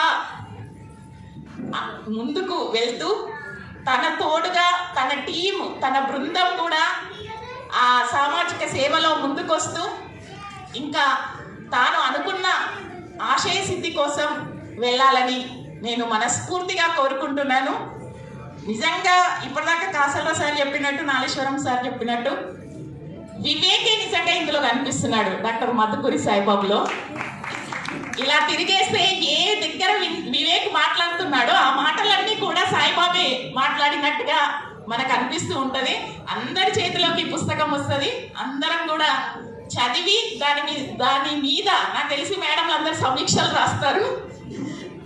రాయాలని నేను కోరుకుంటూ కృతజ్ఞతలు. అదేవిధంగా ఇంకొక మాట వేదిక మీదకి పిలిచేటప్పుడు అన్నారు, హైదరాబాద్ సెంట్రల్ యూనివర్సిటీలో నాకు ప్రొఫెసర్గా అంటే సెలెక్ట్ అయినట్టుగా ఈమెయిల్ వచ్చింది. తెలంగాణ విశ్వవిద్యాలయానికి దాదాపు 17 సంవత్సరాల క్రితం వచ్చాను. నిజామాబాద్ అంటే విశ్వవిద్యాలయం కంటే కూడా సాహితీ లోకంతో నాకు ఎక్కువ అనుబంధం పెరిగింది, ఎక్కువ అనుబంధం ఉంది. ఈ విశ్వవిద్యాలయం కానీ నిజామాబాద్ సాహితీ లోకం కానీ నాకు ఏమిచ్చింది అంటే హైదరాబాద్ సెంట్రల్ యూనివర్సిటీలో ప్రొఫెసర్గా ఎదిగేటటువంటి శక్తి సామర్థ్యాలను, బోధనా సామర్థ్యాలను, సాహితీపరమైన మెలకువలను అందించిందని ప్రగాఢంగా చెప్పుకుంటూ కృతజ్ఞతలు. Thank you madam. అలాగే ఈ సందర్భాన్ని ఉద్దేశించి మాట్లాడాల్సిందిగా గేని గంగారాం గారిని ఆహ్వానిస్తున్నాను. ఈ పుస్తక ఆవిష్కరణ సభకు అధ్యక్షత వహిస్తున్నటువంటి గణపురం దేవేందర్ గారు, అలాగే ముఖ్య అతిథిగా విచ్చేసిన పెద్దలు చిరంజీవి సార్ గారు, అలాగే అతిథులు మరి అమృతలత గారు, గోపాల్ శర్మ గారు, ఆ సారు పెద్దలు ఇప్పుడే మరి రచయితల వేదిక రాష్ట్ర అధ్యక్షులు, అలాగే వేదిక మీద ఉన్న పెద్దలు, ఈ సభకు విచ్చేసినటువంటి అందరికీ కూడా ఇది సాహిత్య వేదికలాగా లేదు, ఎందుకంటే అన్ని రంగాల వారు విచ్చేశారు కాబట్టి ఈ సభకే ఒక అందం వచ్చింది. సాయి గురించి నేను ఒక 2-3 విషయాలు మాట్లాడి ఆయనతో ఉన్నటువంటి సంబంధాలు దాదాపు 10-15 సంవత్సరాల క్రితం సాయి ఈరోజు వృక్షంలాగా అయిండు ఈ సంక్షేమ బాటలో కానీ ఆయన చేసినటువంటి ఈ సహాయం బాటలో. కానీ అప్పుడు మొక్కలు ఉన్నప్పుడు మాత్రం మేము మాకు దగ్గర తీసుకొని ఆ మొక్క ఇప్పుడు వృక్షం అయిందంటే దాంట్లో మొక్కలు ఉన్నప్పుడు మేము ప్రతి విషయానికి ఒక 3-4 ఉన్నాము ఆయన వెంట. ఆయన ముందు ఈ యువత ఏదైతే ఒక టీం వర్క్ ఉండేది, ఒక 25-30 మంది యువకులు ప్రతి కార్యక్రమం. ఇప్పుడు మనము 3 ఈవీలు చూసినాం, కానీ ఇంకొక ఈవీ కూడా మీకు తెలియదు, నేను చెప్తా. అది సాయిబాబా స్టార్టింగ్లో ఈ యువతతోని చాలా సాంఘిక కార్యక్రమాలు చేశారు. కళాశాలలో ఫీజులు కట్టలేని విద్యార్థులు ఉన్నా కూడా ఆయన సాంస్కృతిక కార్యక్రమాలు చేసి ఏదైతే అప్పుడున్నటువంటి ఈ నృత్యంలో ఉన్నటువంటి మాస్టర్లను తీసుకొచ్చి పిల్లలకు పోటీలు పెట్టించి నృత్యంలో కానీ డ్యాన్స్లో కానీ పెట్టించి అక్కడ వచ్చిన డబ్బులన్నీ కూడా ఎవరైతే దీర్ఘకాలిక రోగాలతో ఉండి హాస్పిటల్లో ఖర్చులు పెట్టుకోలేని స్థితిలో లేని వారికి కూడా ఆయన స్టార్టింగ్లోనే ఆ స్టార్టింగ్ నుంచే సాయం చేసినటువంటి మనసు సాయిబాబాది. చాలామంది కళాకారులను తయారు చేసిండు, డ్యాన్సులు చేపించి మంచి మంచి మాస్టర్లను, రాష్ట్ర స్థాయి మాస్టర్లను తీసుకొచ్చినటువంటి ఘనత ఆయనది. మరి అలాగే ఈరోజు ఈటీవీలో వస్తుంది చూడండి, అది డి కానీ, మరి అలాగే ఇది సాంస్కృతిక కార్యక్రమం వస్తుంది చూడండి, రంగస్థలం, ఇటువంటి పెద్ద పెద్ద కళాకారులను తీసుకొచ్చినటువంటి ఘనత ఆయనది. కాబట్టి అలాగా అంచెలంచెలుగా పెరుగుతూ మరి యువత చేసే పనే కాకుండా పెద్దలు చేసే పని కూడా చేసి ఈరోజు మరి 3 రంగాలే కాదు ఇంకొక రంగం, మరి స్టూడెంట్స్ కూడా ఆయన చాలామందికి మరి చాలా ఆదుకున్నాడు. కాబట్టి 4వ రంగంలో కూడా ఆయన ఉన్నాడు. కాబట్టి ఈ యొక్క సమావేశాన్ని నన్ను పిలిచినందుకు చాలా ధన్యవాదాలు తెలియజేస్తున్నాను. ఇంత పెద్ద మనుషులతోని చాలా రోజుల తర్వాత, ముఖ్యంగా ఈ సాహిత్య రంగంలో నేను ఉండను, ధూమ్ధాములు కానీ మరి అటువంటి దాంట్లో తెలంగాణ ఉద్యమం అంటే నేను లేనిది వీళ్ళు ఒక కార్యక్రమం ఉందంటే అక్కడ రాజీవ్ గాంధీ ఆడిటోరియం కావాలంటే ఒక ఫోన్ చేసేవాడు, సార్ మాకు ఈరోజు కావాలంటే వెంటనే ఇప్పించేవాడిని. అట్లా ఆ రకంగా సాయి ఇంకా అంచెంచెలుగా ఎదగాలని ప్రతిదానికి కూడా ఆయన వెంట మేము ఉంటామని మరొకసారి ముగిస్తున్నా. జై తెలంగాణ. అలాగే డాక్టర్ అమృతలత గారిని మాట్లాడాల్సిందిగా.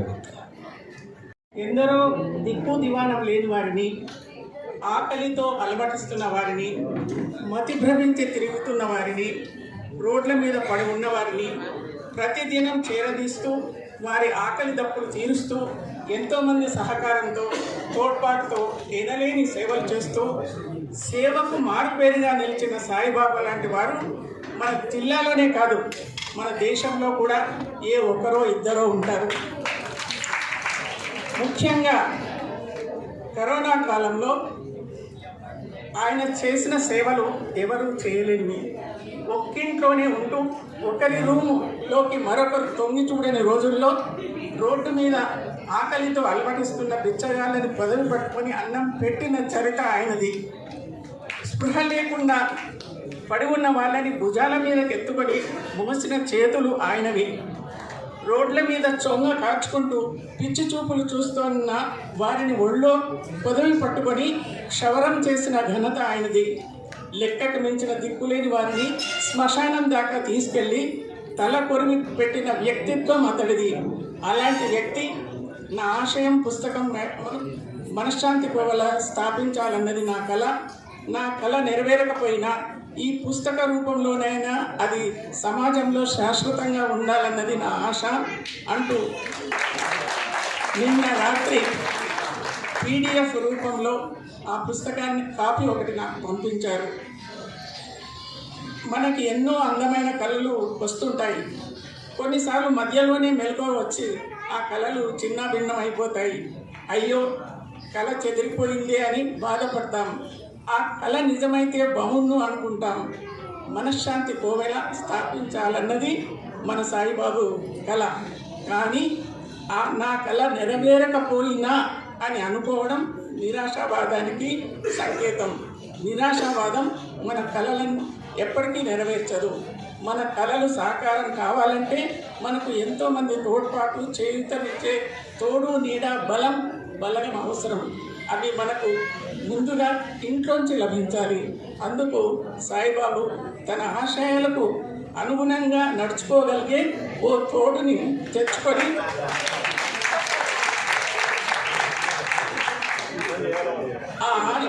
ఆ ఆశయాలను సాకారం చేసే దిశలో పిల్లల్ని కని పెంచి వారి సహకారంతో తదనంతరం కూడా తాను తలపెట్టిన తన మనశ్శాంతి కోవెల మనగలిగేలా చూసుకోవాలి.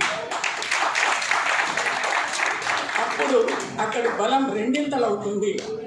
ముఖ్యంగా ఏమో లాంటి నెగిటివ్ ఆలోచనలని తన బుర్రలోకి రానియకుండా తన కలలను సాకారం చేసుకునే దిశలో ఎవరు కేకవిని రాకపోయినా సరే ఒక్కడవే పదవో అనుకుంటూ రవీంద్రుని గీతంలా ముందుకు సాగాలి. ఆ సేవలు చూసి ఏమో ఎవరైనా అతనికి కావలసిన భూమిని సమకూర్చనవచ్చు. ఇన్ఫోసిస్ లాంటి పెద్ద సంస్థలు తమ CSR ఫండ్స్ నుండి చేయూతను అందించనవచ్చు. ముందు అతడి సేవలకు ఈ ఇందూరు ముద్దుబిడ్డకి పద్మశ్రీ బిరుదు కూడా రానువచ్చు. అవన్నీ జరగాలని మన సాయిబాబు ఆశయం ఫలించాలని ఆశిస్తూ ఆకాంక్షిస్తూ ఆశీర్వదిస్తూ సెలవు తీసుకుంటున్నాను. సాయిబాబు ఇంకా సక్సెస్ కావాలంటే ఏం చేయాలో మేడం చెప్పారు. మేడం సారథ్యంలో మనం అందరం కలిసి సాయిబాబును మాత్రం ఇంట్లోని చేద్దాం అవుతా. సాయిబాబు ఏం భయపడదు. మేమందరం కూడా పెళ్ళిళ్ళు చేసుకొని ముందుకు పోతున్న వాళ్ళమే. ఒకసారి సాయిబాబు పెళ్లి కావాలని గట్టిగా చప్పట్లతో తీరుద్దాం.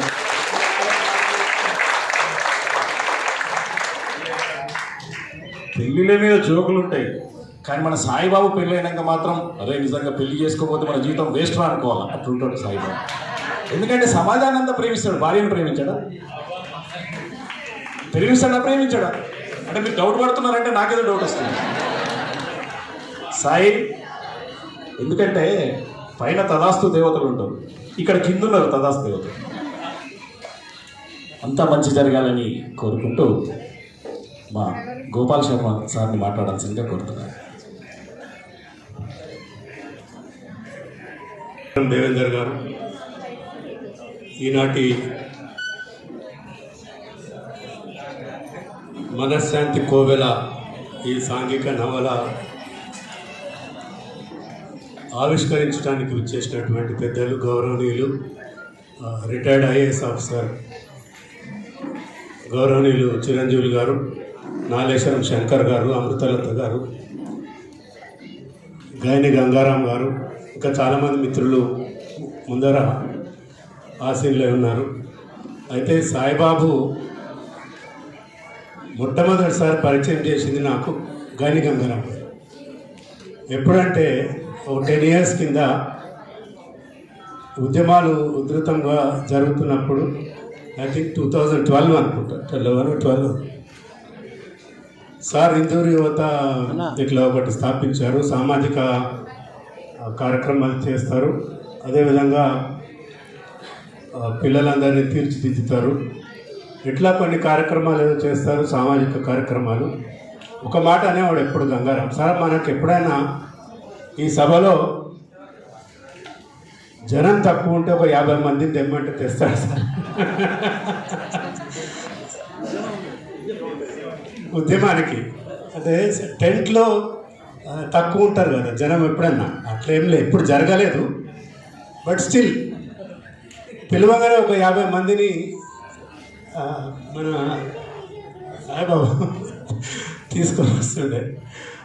అయితే అప్పటి నుంచి సామాజిక కార్యక్రమాలు చేసేది తెలుసు, కానీ ఆయనలో ఒక రచయిత ఉండడానికి మటుకు మొదటిసారి తెలిసింది నాకు. మొన్న కూడా హైదరాబాద్ వచ్చినప్పుడు సిలబస్లో నా పేరు లేదు అసలు, ఈ స్టేజ్ మీద పిలుస్తారని కూడా అనుకోలేదు నేను. నాకు కూడా చెప్పలే, సార్ చిరంజీవి గారిని పరిచయం చేయాలి, సార్ దగ్గర పోదాము అంతే చెప్పిండు. కానీ సార్ మీరు స్టేజ్ మీద ఉంటారని నాకు చెప్పలేదు. చెప్పినవా? సడన్గా వచ్చి మైక్ ఇచ్చి సిలబస్లో లేని సబ్జెక్ట్ మాట్లాడాలంటే, ఇంకోటి అందరూ కవులు, కళాకారులు, రచయితలు, మీ మధ్యలో మాట్లాడాలంటే జాగ్రత్తగా మాట్లాడాలి.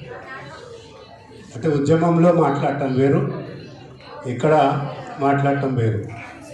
అయితే చెప్పాల్సింది ఏంటంటే, ఒక రచయిత అందరూ ఉంటారు, ఆ రచయితని పురుకొల్పి రచనలు చేస్తుంటారు. అయితే మేము న్యాయవాదులు కూడా రచనలు చేస్తాం. మేము ఎప్పుడు పుస్తకాలు, నేనైతే ఎప్పుడు నవలు చదవలే. 12th క్లాస్లో ఉన్నప్పుడు డిటెక్టివ్ యుగంధర్ నవల్ పుస్తకాలు కొనుక్కోవడానికి ఎదురుగుండా మా రామస్వామి గారు ఉన్నారు. ఆయన మొత్తం జిల్లాలో ఒకటే ఒక పుస్తకం షాప్ ఉండేది, అరుణ బుక్ హౌస్. కరెక్టా సార్? వారికి మనస్ఫూర్తిగా నమస్కారం తెలుపుతున్నా. అప్పుడు డిటెక్టివ్ యుగంధర్ పుస్తకాలు తప్ప ఎప్పుడు నేను నవలను చదవలేదు. ఆ తర్వాత మళ్ళీ మా లా పుస్తకాలే చదువుతాం. అయితే మాలో కూడా ఒక రచయిత ఉన్నాడు. ఎందుకు అంటున్నా అంటే, ప్రతిరోజు చార్జ్ షీట్లు చదువుతాం, సివిల్ కేసులు చదువుతాం, క్రాస్ ఎగ్జామినేషన్కి ప్రిపేర్ అవుతాం. ఈ విధంగా ఆ రచయిత ఉంటాడు, కానీ నిజంగా సమాజానికి పనికొచ్చే రచనలు మేము ఎప్పుడు చేయలేదు. బట్ ఏదేమైనా ఒక చక్కటి కార్యక్రమం నిర్వహించుకున్నాం. ఇంత మంచి ఒక రచయితని జిల్లాకు పరిచయం చేయటం, అందులో చిరంజీవులు గారు కూడా ఒక రచయితనే. వారి ఫాదర్ కూడా ఒక మంచి రచయిత, సింగర్.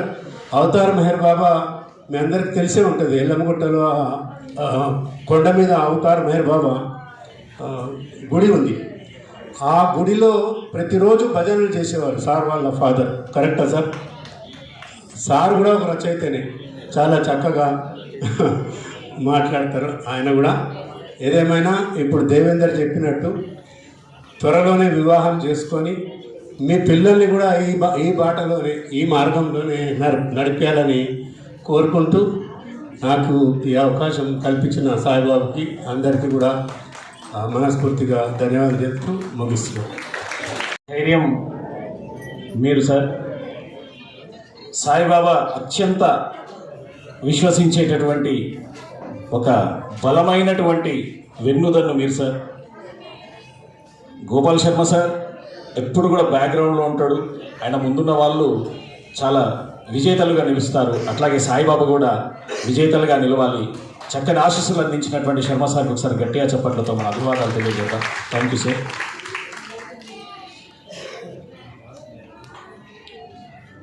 సార్ పేరు ప్లూరల్ చిరంజీవులు. అంటే సార్ దగ్గరికి వస్తే ఆ బహుముఖ శక్తిని మనకు అందిస్తాడు. సార్ గుర్తుందో లేదో కానీ కలెక్టర్ గ్రౌండ్ దగ్గర సీఎం గారి మీటింగ్ సార్. ఆ మీటింగ్లో నేను వ్యాఖ్యాతగా ఉన్నాను. అందరినీ స్టేజ్ పైకి ఆహ్వానిస్తున్న సందర్భంలో శాసన మండలి చైర్మన్ గారు ఆ సభకి రాలేదు. నేను పేరు పిలిచేసిన తర్వాత లిస్ట్ ఎవరు వచ్చారో లిస్ట్ రాసి ఇవ్వంటే రాసిచ్చాను. రాసిచ్చిన తర్వాత సార్ చూసి, నువ్వు బాగా చెప్తున్నావు, బాగుంది, కానీ ఎవరు ఉన్నారో లేదో చూసుకోవాలా, వ్యాఖ్యాతగా లక్షణాన్ని అలవరుచుకోవాలని చెప్పారు సార్. అప్పటి నుంచి నేను చాలా జాగ్రత్త పడ్డాను మీటింగ్స్. Thank you sir. అప్పుడు సీఎం కేసీఆర్ మొదటిసారి వచ్చాను నిజామాబాద్కి. చాలా సున్నితంగా సార్ ఎత్తేందని ఇంకా నేర్చేసుకోవాలనిపిస్తుంది. ఆ రోజు నిజంగా నేను సార్ ఫ్యాన్ అయినా, ఈరోజు వారి పక్కన కూర్చునేటటువంటి అదృష్టం కూడా నాకు కలిగింది. మా సాయిబాబా కలిగించండి. I'm very happy. సార్ని తమ సందేశం ఇవ్వాల్సిందిగా కోరుతున్నాను. ఈ కార్యక్రమానికి నన్ను ఆహ్వానించినందుకు ప్రప్రథమంగా మిత్రులు గోపాల్ శర్మ గారికి, అదేవిధంగా ఈ పుస్తక రచయిత సాయిబాబు గారికి, ఈ కార్యక్రమానికి అధ్యక్షత వహిస్తున్నటువంటి గణపురం దేవేందర్ గారికి, అమృతలత గారికి, వేదికపై వచ్చినటువంటి నాగేశ్వరం శంకర్ గారికి, అదేవిధంగా ఇతర పెద్దలకు అందరికీ కూడా నా యొక్క నమస్సమాంజలు. నిజంగా ఈ కార్యక్రమంలో పాల్గొనడం కూడా నేను ఒక అదృష్టంగా భావిస్తున్నాను. అదేవిధంగా బుక్ రిలీజ్ చేస్తున్నప్పుడు అనుకోకుండా బుక్ కిందికి పడిపోయింది. ఎందుకు పడిపోయిందో నేను ఒకసారి ఆలోచించాను. మీరు ఆలోచించారు ఎందుకు పడిపోయిందంటే, వాళ్ళ తల్లి నేల తల్లి ఆ పుస్తకాన్ని మొదట ముద్దాడాలనుకున్నాడు. అందుకే సో మరి అంత మంచి హృదయం గల వ్యక్తి కాబట్టి నిజంగా కూడా నేల తల్లి ఆ పుస్తకాన్ని ముద్దాడాలనుకుంటే ముద్దాడడం లేదు. సో ముఖ్యంగా నాకు వారి గురించి పెద్దగా పరిచయం లేదు. పుస్తకం రిలీజ్ రోజు మాత్రమే ఆయన చేసినటువంటి యాక్టివిటీస్ సంబంధించినటువంటి పాంప్లెట్ ఇవ్వడం జరిగింది. వాటన్ని చూసిన తర్వాత నేను కూడా కొంత వీరి గురించి ఎట్లాంటి వారు అనేది నిజామాబాద్లో నాకు తెలిసిన ఫ్రెండ్స్ ఇద్దరు ముగ్గురిని అడిగితే మంచి బ్రహ్మాండమైనటువంటి ఒపీనియన్ వారి గురించి చెప్పారు. సో వారిని చూసిన తర్వాత నాకు అనిపించింది అంటే, ఈ రోజుల్లో చాలామంది యువకులు ఏదో డాలర్ డ్రీమ్లో అమెరికాలో పోయి ఆస్ట్రేలియాలో ఇంకెక్కడో సెటిల్ కావాలి, లేదా రకరకాల వ్యసనాలతో ఉన్న కాలంలో తన శక్తియుక్తుల్ని, తన జీవితాన్ని సమాజ సేవకు దారపోయాలనుకునేటువంటి వాళ్ళు చాలా తక్కువ మంది ఉంటారు. మరి అట్లాంటి తక్కువ మంది వ్యక్తుల్లో వారు ఒకరు కనిపించినారు. మరి అట్లాంటి వ్యక్తి సభకు నేను రావడం నేను చాలా అదృష్టంగా భావిస్తున్నాను. వారిని చూస్తే నాకు శ్రీశ్రీ గారు ఒక శ్లోకం గుర్తుకొస్తుంది. కొంతమంది యువకులు జీవన బృందావన నిర్మాతలు అని. సో మరి నవజీవన బృందావన నిర్మాత నిజంగా కూడా సాయిబాబు గారు. వారు చేస్తున్నటువంటి కార్యక్రమాల గురించి ప్రజెంటేషన్ వారు ఇచ్చారు. అవి చూస్తూ ఉంటే అయితే అడ్మినిస్ట్రేటర్గా నేను మీకు కూడా చాలా జిల్లాలు పనిచేశాను. మొట్టమొదటిది కలెక్టరు వారి ఆశ్రమానికి రావడం, ముగింపు కూడా కలెక్టర్ తోటి ముగుస్తుంది. సో నేను కూడా జిల్లా కలెక్టర్ నల్గొండగా పనిచేసిన కాలంలో అక్కడ ఒక అమ్మా నాన్నల అనాథాశ్రమం ఉంది. నల్గొండ చౌకుప్పలు మీరు చూసారో లేదు, సాయిబాబు ఐడియా ఉందా? సో ఆ ఆశ్రమానికిలో కూడా వాళ్ళు ఇట్లాగే రోడ్డు పైన పిచ్చి వాళ్ళుగా తిరిగే వాళ్ళను తీసుకొచ్చేసి వాళ్ళకు కూడా క్షవరం చేయించి మంచిగా నీట్గా బట్టలు ఇచ్చి భోజనాలు పెట్టి మళ్ళీ వాళ్ళ ఇళ్ళకు పంపించడం జరుగుతుంది. సో అట్లాంటి కార్యక్రమాల్లో కూడా అప్పుడప్పుడు నేను కూడా వెళ్ళి పాల్గొనడం జరిగేది. ముఖ్యంగా కోవిడ్ పీరియడ్లో మా తరఫున కూడా ఎంతో కొంత సహాయ సహకారాలు అందించడం జరిగింది. అదేవిధంగా వారు అనాథ శవాలకు సంస్కారాలు చేయడం కూడా జరిగింది. సో నేను కూడా ఆర్టీఓగా వరంగల్లో పనిచేసిన కాలంలో ఇట్లాంటి సమస్య వచ్చినప్పుడు అక్కడ మేము శివముక్తి ధామ్ అని, మీరు ఎవరన్నా చూస్తున్నారో లేదో నాకు తెలియదు, బట్ పద్మాక్షి గుట్ట కింద హన్మకొండలో ఒకటి శివముక్తి ధామ్ అని చెప్పి ఒక మంచి మోడర్న్గా ఒక శ్మశాన్ ఘాట్ను కట్టడం జరిగింది. అందులో కూడా చాలా వరకు ఇట్లాంటి అనాథ శవాలకని కూడా ఫ్రీగా సంస్కారం చేస్తున్నా. బట్ వీరు చేసే సేవలు సమాజంలో చాలా తక్కువ మంది ఈ వయసులో చేస్తారు. వారిని చూస్తుంటే నాకు ముఖ్యంగా మదర్ తెరేసా గుర్తుకొస్తుంది. ఎందుకంటే కొంతమంది ఏమన్నా అనుకున్న పర్వాలేదు, but I want to tell that story.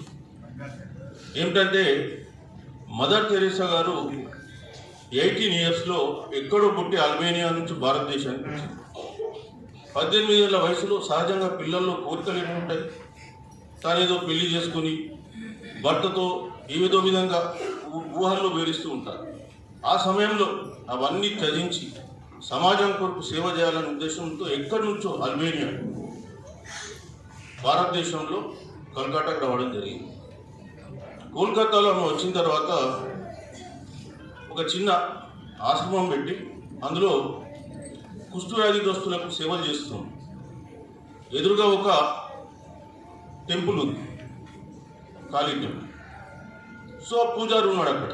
ఆయన ఈమె ఇక్కడ వీళ్ళకు చేస్తూ ఉంటే ఆయన అక్కడ కొద్దిగా ఎందుకో డిస్టర్బెన్స్ జరుగుతుంది పూజలకు. అదే రోజు నా పూజలకు డిస్టర్బెన్స్ వస్తుంది, ఇక్కడ ఏదో విధంగా ఈ ఆశ్రమాన్ని తీసేయాలని చెప్పే ఉద్దేశంతో లోపలికి వెళ్తాడు. వెళ్ళిన తర్వాత అక్కడ కనిపించిన దృశ్యం చూసి మొత్తం మర్చిపోతాడు. ఏముంటుంది ఆ దృశ్యం? 18 సంవత్సరాల వయసులో అవసాన దశలో ఉన్నటువంటి ఒక కుష్ఠవ్యాధిగ్రస్తుని తన ఒడిలో బండబెట్టుకొని వాడు వాంపింగ్ చేస్తుంటే 2 చేతులు పెట్టి దోశలుగా పడుతుంది, అందులో వాంపింగ్ చేయి. అది చూసిన తర్వాత అతనికి అనిపిస్తుంది, నేను ఇన్ని రోజులు ఒక రాతి విగ్రహాన్ని పూజిస్తున్నా, కానీ దేవుడు ఎక్కడో లేడు, నిజమైన దేవుడు సమాజ సేవ చేసేవాడు ఉన్నాడు. సో దట్ ఈస్ రియల్ సేవ. సో మరి ఆమె ఎట్లా ఎదిగింది ఏమిటి అదంతా డిఫరెంట్ స్టోరీ. దాంట్లో కొంత మతపరంగా ఉంటే ఉండొచ్చు, అవన్నీ పక్కన పెడదాం. బట్ సమాజ సేవ గురించి మనం మాట్లాడినప్పుడు మరి అంత చిన్న వయసులో అలాంటి భావనలు రావడం చాలా తక్కువ మందికి వస్తూ ఉంటాయి, అరుదు. మరి అంత మంచి వ్యక్తిత్వాన్ని వారికి అలవర్చినందుకు నిజంగా వాళ్ళ తల్లిదండ్రులను మొట్టమొదటి నేను ఇక్కడ మనము అభినందన తెలియాల్సిన అవసరం. వారి తల్లి ఎక్కడో నేను అడిగాను ఇంతకుముందు, తల్లి ఉందా అని. అందుకే తల్లి కింద పడగొట్టిందని కూడా నేను మనసులో అనుకున్నాను. సో మరి ఆ తండ్రికి నిజంగా కూడా అభినందన తెలియజేయాలి. ఎందుకంటే చాలామంది తల్లిదండ్రులు తమ పిల్లల్ని ఏదో ఉన్నత స్థానంలో చూడాలని అనుకుంటారు తప్ప సమాజ సేవ చేయడానికి ఎవరు కూడా ఒప్పుకోరు. కానీ వారు వీటిని ఒప్పుకున్నారు కాబట్టి నిజంగా వారు ధన్యజీవులు. అదేవిధంగా ఇది సాహితీ, అదేవిధంగా సమాజ సేవ రెండు కలిపి ఉన్నటువంటి సభ కాబట్టి ఈ సభలో కొంత ఈ సమాజ సేవ గురించి కూడా మనం మాట్లాడాల్సిన అవసరం. నిజంగా భారతీయ జీవన విధానంలో అనేకమైనటువంటి సమాజ సేవ భావనలు ఉన్నాయి. పరోపకారార్థం ఇదం శరీరం అంట, ఇదం శరీరం. ఓకే, సో అట్లాంటి మంచి భావనలు ఉన్నప్పటికీ కూడా నిజంగా పరోపకారార్థం మనం కష్టపడుతున్నామా? మరి వివేకానందుడు మానవ సేవ మాధవ సేవ అన్నాడు. ప్రార్థించే పెదవుల కన్నా సేవ పనిచేసే చేతుల మీద అన్నారు. సో ఇవన్నీ కూడా మన దాంట్లో చాలా ఉన్నాయి, లేవని కాదు. శివి చక్రవర్తి ఉండొచ్చు పురాణాలలో, బట్ రియల్గా చూస్తే మనం చాలా నేర్చుకోవాల్సింది సమాజం. నేను ఎప్పుడు కూడా అంటే మనం వేరే కల్చర్ నుంచి నేర్చుకోవాల్సినటువంటి అవసరం ఉన్నప్పుడు నేర్చుకోవాలి. మీకు ఆండ్రూ కార్నెగీ అని ఎప్పుడన్నా పేరు విన్నారో లేదో నాకు తెలియదు. ఆండ్రూ కార్నెగీ అని 1820 నుంచి 1830 to 1910 వరకు బతికాడు. ఆయన మామూలు చేనేత కుటుంబంలో, అంటే అక్కడ ఫస్ట్ స్కాట్లాండ్లో పుట్టి పవర్లూమ్ చేసేవాళ్ళు. తర్వాత అమెరికాకు వలసపోయారు, పెన్సిల్వేనియాలో సెటిల్ అయ్యాడు. 13 ఏళ్ళ వయసులో పవర్లూమ్లో పనిచేసి తర్వాత కాలంలో వితిన్ నో టైం 30-40 సంవత్సరాల 40-50 సంవత్సరాల వయసు వచ్చే వరకే అమెరికాలో అత్యంత రిచెస్ట్ ఫెలోలో అతను ఒకటి. మొత్తం అమెరికాలో నంబర్ 1 రిచెస్ట్ ఫెలో, ప్రపంచంలో నంబర్ 1 రిచెస్ట్ ఫెలో అంటే army Carnegie. That at that time ఆయన స్టీల్ బిజినెస్ చేశాడు, ఫ్యాక్టరీస్ పెట్టాడు, రకరకాలు చేశాడు. పెట్టిన తర్వాత ఓ 50వ సంవత్సరంలో 40వ సంవత్సరంలో ఆయనకు ఒక వ్యాధి వచ్చింది. ఆ వ్యాధి వచ్చేసి ప్రపంచంలో అందరూ డాక్టర్స్ ట్రీట్ చేశారు. ఒకటే మాట చెప్పారు, నువ్వు 1 సంవత్సరం కంటే ఎక్కువ బతుకు. ఏం చేయాలని అర్థం కాక ఒకరోజు అలా అటార్నీని పిలిచి తన యావత్ ఆస్తిని మొత్తం ఒక ట్రస్ట్కు రాసేసాడు ఆయన పేరు. యావత్ ఆస్తిని రాసేసినాక నెక్స్ట్ డే నుంచి ఆయన ఆరోగ్యం బాగుపడడం మొదలుపెట్టింది. అట్లా ఆయన అంతకుముందు ఆయన భార్య కూడా వదిలేసి వెళ్ళిపోయింది. నెక్స్ట్ మళ్ళీ 2వ మ్యారేజ్ చేసుకుని 90 ఏళ్ళు బతికింది. That is the power of charity. So మీరు గుర్తుపెట్టుకోవాల్సింది ఏంటంటే మన సమాజంలో మన వాళ్ళు ఏం ఆలోచిస్తారంటే తనకు, తన పిల్లలకు, వాళ్ళ పిల్లలకు, వాళ్ళ పిల్లలకు తరతరాలుగా ఆస్తులు మనం ఇవ్వాలని చెప్పి ఆలోచిస్తున్నాం. సో ఆ భావజాలం నుంచి మనం బయటకు రావాల్సిన అవసరం. మీరు బిల్ గేట్స్ తెలుసు, బిల్ గేట్స్ అండ్ మిలిందో వాళ్ళ ట్రస్ట్ గురించి మైక్రోసాఫ్ట్ అధినేత, ప్రపంచంలోని అత్యంత ధనవంతులు ఆయన కూడా. ఆయన బిల్ గేట్స్ ఫౌండేషన్ పెట్టి తన సంపదలో 90% సంపద ఫౌండేషన్కు రాసేసారు. బిల్ గేట్స్ ఫౌండేషన్ వాళ్ళ బడ్జెట్ ఎంత అనుకున్నారు? ఈ సంవత్సరం 2024-25లో వాళ్ళ బడ్జెట్ వచ్చేసి $8.6 billion 1 year. It equals to nearly 65,000 crores. అంత అమౌంట్ వాళ్ళు దానాలు చేస్తూ పోతున్నారు.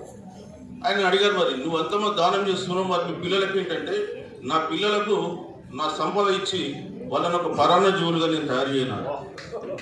నా సంపద మీద బతికేంత బలహీనులు కాదు నా పిల్లలు, వాళ్ళ సంపాదన మీద వాళ్ళు బతకాలని.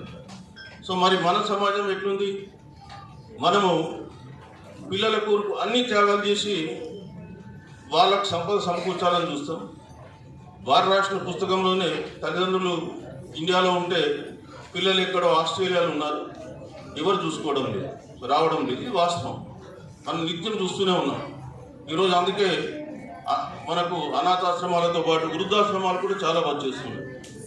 సో నేను కూడా ఒక వృద్ధాశ్రమం కట్టిస్తున్నా, అది వేరే ఇష్యూ. బట్ థింగ్ ఏంటంటే ఆ విధమైన వృద్ధాశ్రమాలు కూడా ఈరోజు చాలా వెలుస్తూ ఉన్నాయి.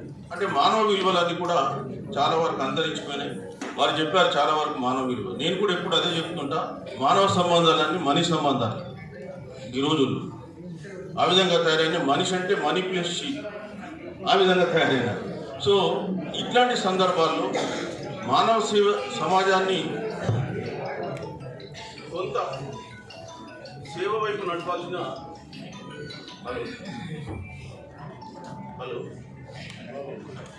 రైతు దిశలో నడపాల్సిన, సరైన దిశలో నడపాల్సినటువంటి అవసరం ఉంది. ముఖ్యంగా తల్లిదండ్రులు తమ పిల్లల్ని తమ కళలు వాళ్ళు తీర్చే ఒక సాధనంలాగా చూడకుండా, ఇవాళ అమెరికాలో, ఆస్ట్రేలియాలో, ఇంగ్లాండ్లో ఎక్కడ ఒకటి సెటిల్ అయి ఉండొచ్చు, కానీ వాళ్ళు ఎందుకు తల్లిదండ్రులను ప్రేమగా చూసుకోలేకపోతున్నారు? మన సొసైటీ ఈరోజు ఇండియన్ కల్చర్ సివిలైజేషన్ ఒక ట్రాన్సిషన్లో ఒకవైపు వెస్ట్రన్ కల్చర్ తాకిడికి, అదేవిధంగా మన పాస్ట్ అంటే మన పాతకాలపు సంస్కృతి మధ్య ఒక వైరుధ్యం ఉంది. సో ఈ రెండింటిల మధ్య ఘర్షణలో అక్కడ వెళ్ళినటువంటి వాళ్ళు ఆ పాశ్చాత్య సంస్కృతికి లోనైపోయి ఇక్కడ ఉన్నటువంటి పేరెంట్స్ మర్చిపోతున్నారు. ముఖ్యంగా పాశ్చాత్య సంస్కృతి దట్స్ ఎ డిఫరెంట్. ఇక్కడ తల్లిదండ్రులు పిల్లల కొరకు అన్ని త్యాగాలు చేసి పెంచి పెద్ద చేసి వాళ్ళ అభివృద్ధి కొరకు పాటుపడతారు. బట్ పాశ్చాత్య సంస్కృతి అట్లా కాదు. వెస్ట్రన్ సివిలైజేషన్ 19 సంవత్సరాలు వచ్చిందంటే ఆడైనా మొగైనా ఇంట్లో నుంచి వెళ్ళిపోవాలి, వాళ్ళ జీవితం వాళ్ళు స్టార్ట్ చేయాలి. అందుకనే అక్కడ boy friend girl friend concept వచ్చినాయి. 19 సంవత్సరాల తర్వాత ఏ ఒక్కరు కూడా ఆడైనా మొగైనా ఇంట్లో ఉండరు, వాళ్ళ బతుకు వాళ్ళు బతకాలి. అది వాళ్ళ సంస్కృతి. అందుకనే పిల్లలు ఎక్కడెక్కడో పోతారు. ఆడలుంటే బాయ్ ఫ్రెండ్, మొగలు ఉంటే గర్ల్ ఫ్రెండ్, వాళ్ళు కలిసి ఉంటారు, సహజీవనం చేస్తారు, తెలియకుండానే పిల్లలు పుడతారు. మనకు తెలిసి ఇప్పుడు యాపిల్ కంపెనీ వ్యవస్థాపకులు ఉన్నాడు, ఆయన ఎవరు పుట్టిండో తల్లి ఆయనకే తెలియదు, తండ్రి.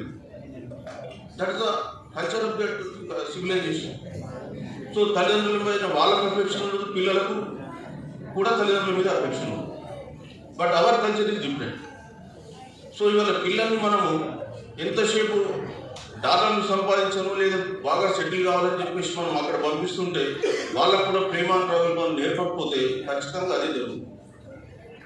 సో ఎంతోమంది చూసాం, మధ్యలో ముంబైలో ఒకసారి పేపర్లు చూసాం, బాంబేలో పిల్లలు ఎక్కడో అమెరికాలో ఉంటారు, తల్లి ఒక్కటే ఉంటుంది ఇక్కడ.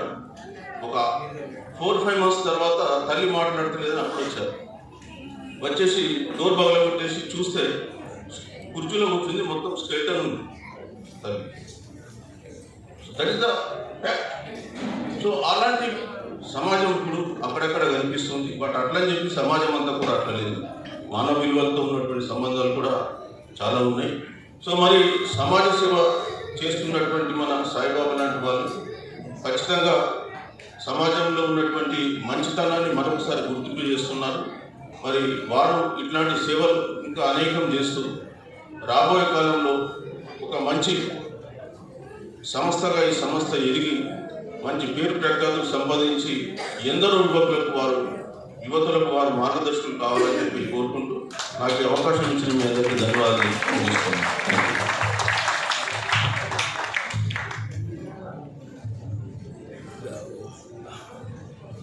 సార్ చాలా గొప్ప అబ్జర్వేషన్ ఉంది సార్. సార్ గురించి ఇంకో మాట చెప్పాలి. సార్ని పరిచయం చేస్తూ నేను మీకు ఒక మాట చెప్పాను. ఏ వసతులు లేని కాలంలో వారు ఐఏఎస్ శిఖరాన్ని అధిరోహించారు. వారు రిటైర్ అయిన తర్వాత చేసిన పని ఏంటంటే ఇప్పుడున్నటువంటి యువతరానికి ఎవరైతే సివిల్ సర్వీసెస్ లాంటి వాటి మీద ఇష్టపడతారో వాళ్లకు వెన్నుదన్నుగా నిలవడానికి సార్ ప్రోగ్రామ్ స్టార్ట్ చేశారు. కరోనా టైంలో చాలామందికి ఆన్లైన్ కోచింగ్ సార్ అరేంజ్ చేశారు. అంటే సార్లో ఒక రైటరు ఉన్నాడు అని గోపాల్ శర్మ సార్ చెప్పిండు. ఆ రైటర్ ఎక్కడ ఉన్నారని మనకి ఏడర్థమైందంటే మనం ఎవ్వరూ గమనించిన విషయం సార్ చెప్పిండు. పుస్తకం నేల తల్లిని ముద్దాడి ఒక రైటర్ మాత్రమే చెప్పారు.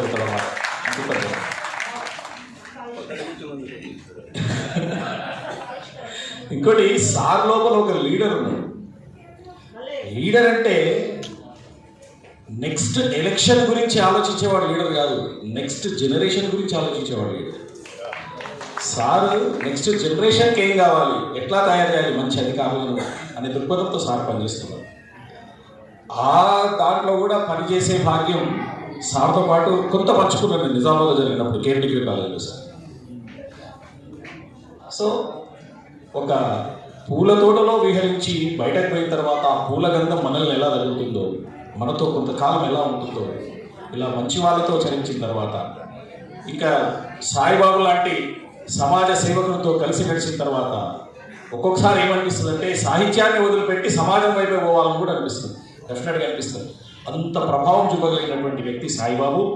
మరి ఈ ఆవిష్కరణ సందర్భంగా తన అనుభూతిని వ్యక్తపరచాల్సిందిగా సాయిబాబును ఆహ్వానిస్తుంది.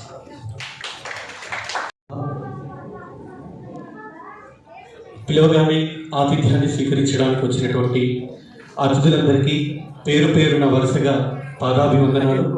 అలాగే నా మీద అభిమానంతో నేను చేస్తున్నటువంటి సేవా కార్యక్రమాలకి మంత్రముగ్ధులై మా ఇందూరు యువత స్వచ్ఛంద సేవా సంస్థ కార్యవర్గ సభ్యులు, అలాగే నిత్యం కూడా చేస్తున్నటువంటి సేవా కార్యక్రమాలని ఫాలో అవుతున్నటువంటి మీరందరూ, నిజామాబాద్ జిల్లా వ్యాప్తంగా ఉన్నటువంటి కవులు రచయితులందరికీ కూడా ఈ వేదిక పక్షాన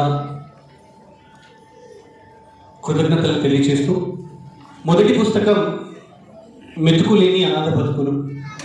నేను చేసేటువంటి సేవా కార్యక్రమాలు యథార్థ సంఘటనల ఆధారంగా మొదటి పుస్తకాన్ని రాయడం జరిగింది. ఈ రెండో పుస్తకం ఏదైతే కనుక ఇప్పుడుందో మనశ్శాంతి కోవెల సాంఘిక నవల అనేది ప్రతి మనిషికి ఒక ఆశయం అనేది ఉంటుంది. తల్లిదండ్రులు ఏం ఆలోచిస్తారు అంటే మమ్మల్ని మించి మా పిల్లలు ఉండాలి, ఎదగాలి, ఎదిగినా ఒదిగి ఉండాలి అనేసి ఆలోచిస్తూ ఉంటారు.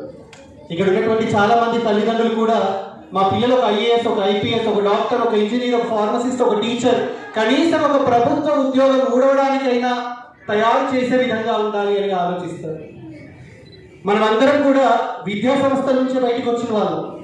ప్రతి తరగతి గదిలో కూడా ఎన్నో కొటేషన్స్, ఎంతో మంది ఫ్రీడమ్ ఫైటర్స్ని మనం చూస్తూ ఉంటాం. మరి అన్ని కొటేషన్స్ చదివి అంతమంది ఫ్రీడమ్ ఫైటర్స్ని మనం చూసి అక్కడి నుంచి ఎదిగినటువంటి మనం ఎంతమంది అలాంటి ఫ్రీడమ్ ఫైటర్స్గా తయారయ్యాం ఒక్క నిమిషం మీరు ఆలోచించండి. స్వామి వివేకానంద, మదర్ తెరీసా, ఝాన్సీ లక్ష్మీబాయి, చాచా నెహ్రూ, ఇలా ఎంతో మంది ఉన్నారు. కేవలం వాళ్ళ జయంతులు వర్ధంతులకి ఉచ్చ విగ్రహానికి దండలు వేసి సెల్యూట్స్ కొడుతున్నామే తప్ప వాళ్ళు చూపినటువంటి ఆశాల వైపుగా నడుస్తున్నటువంటి వాళ్ళు ఎంతమంది ఉన్నాం అనేది ఒక నిమిషం మీరు ఆలోచించారు. అలాంటి ఆశయాలకి అనుగుణంగానే ఈరోజు నిజామాబాద్ జిల్లాలో 13 సంవత్సరాల సుదీర్ఘకాలంగా అనేకమైనటువంటి సామాజిక సేవ కార్యక్రమాల్ని ఏర్పాటు చేసుకుంటూ ముందుకు వెళ్తున్నాం.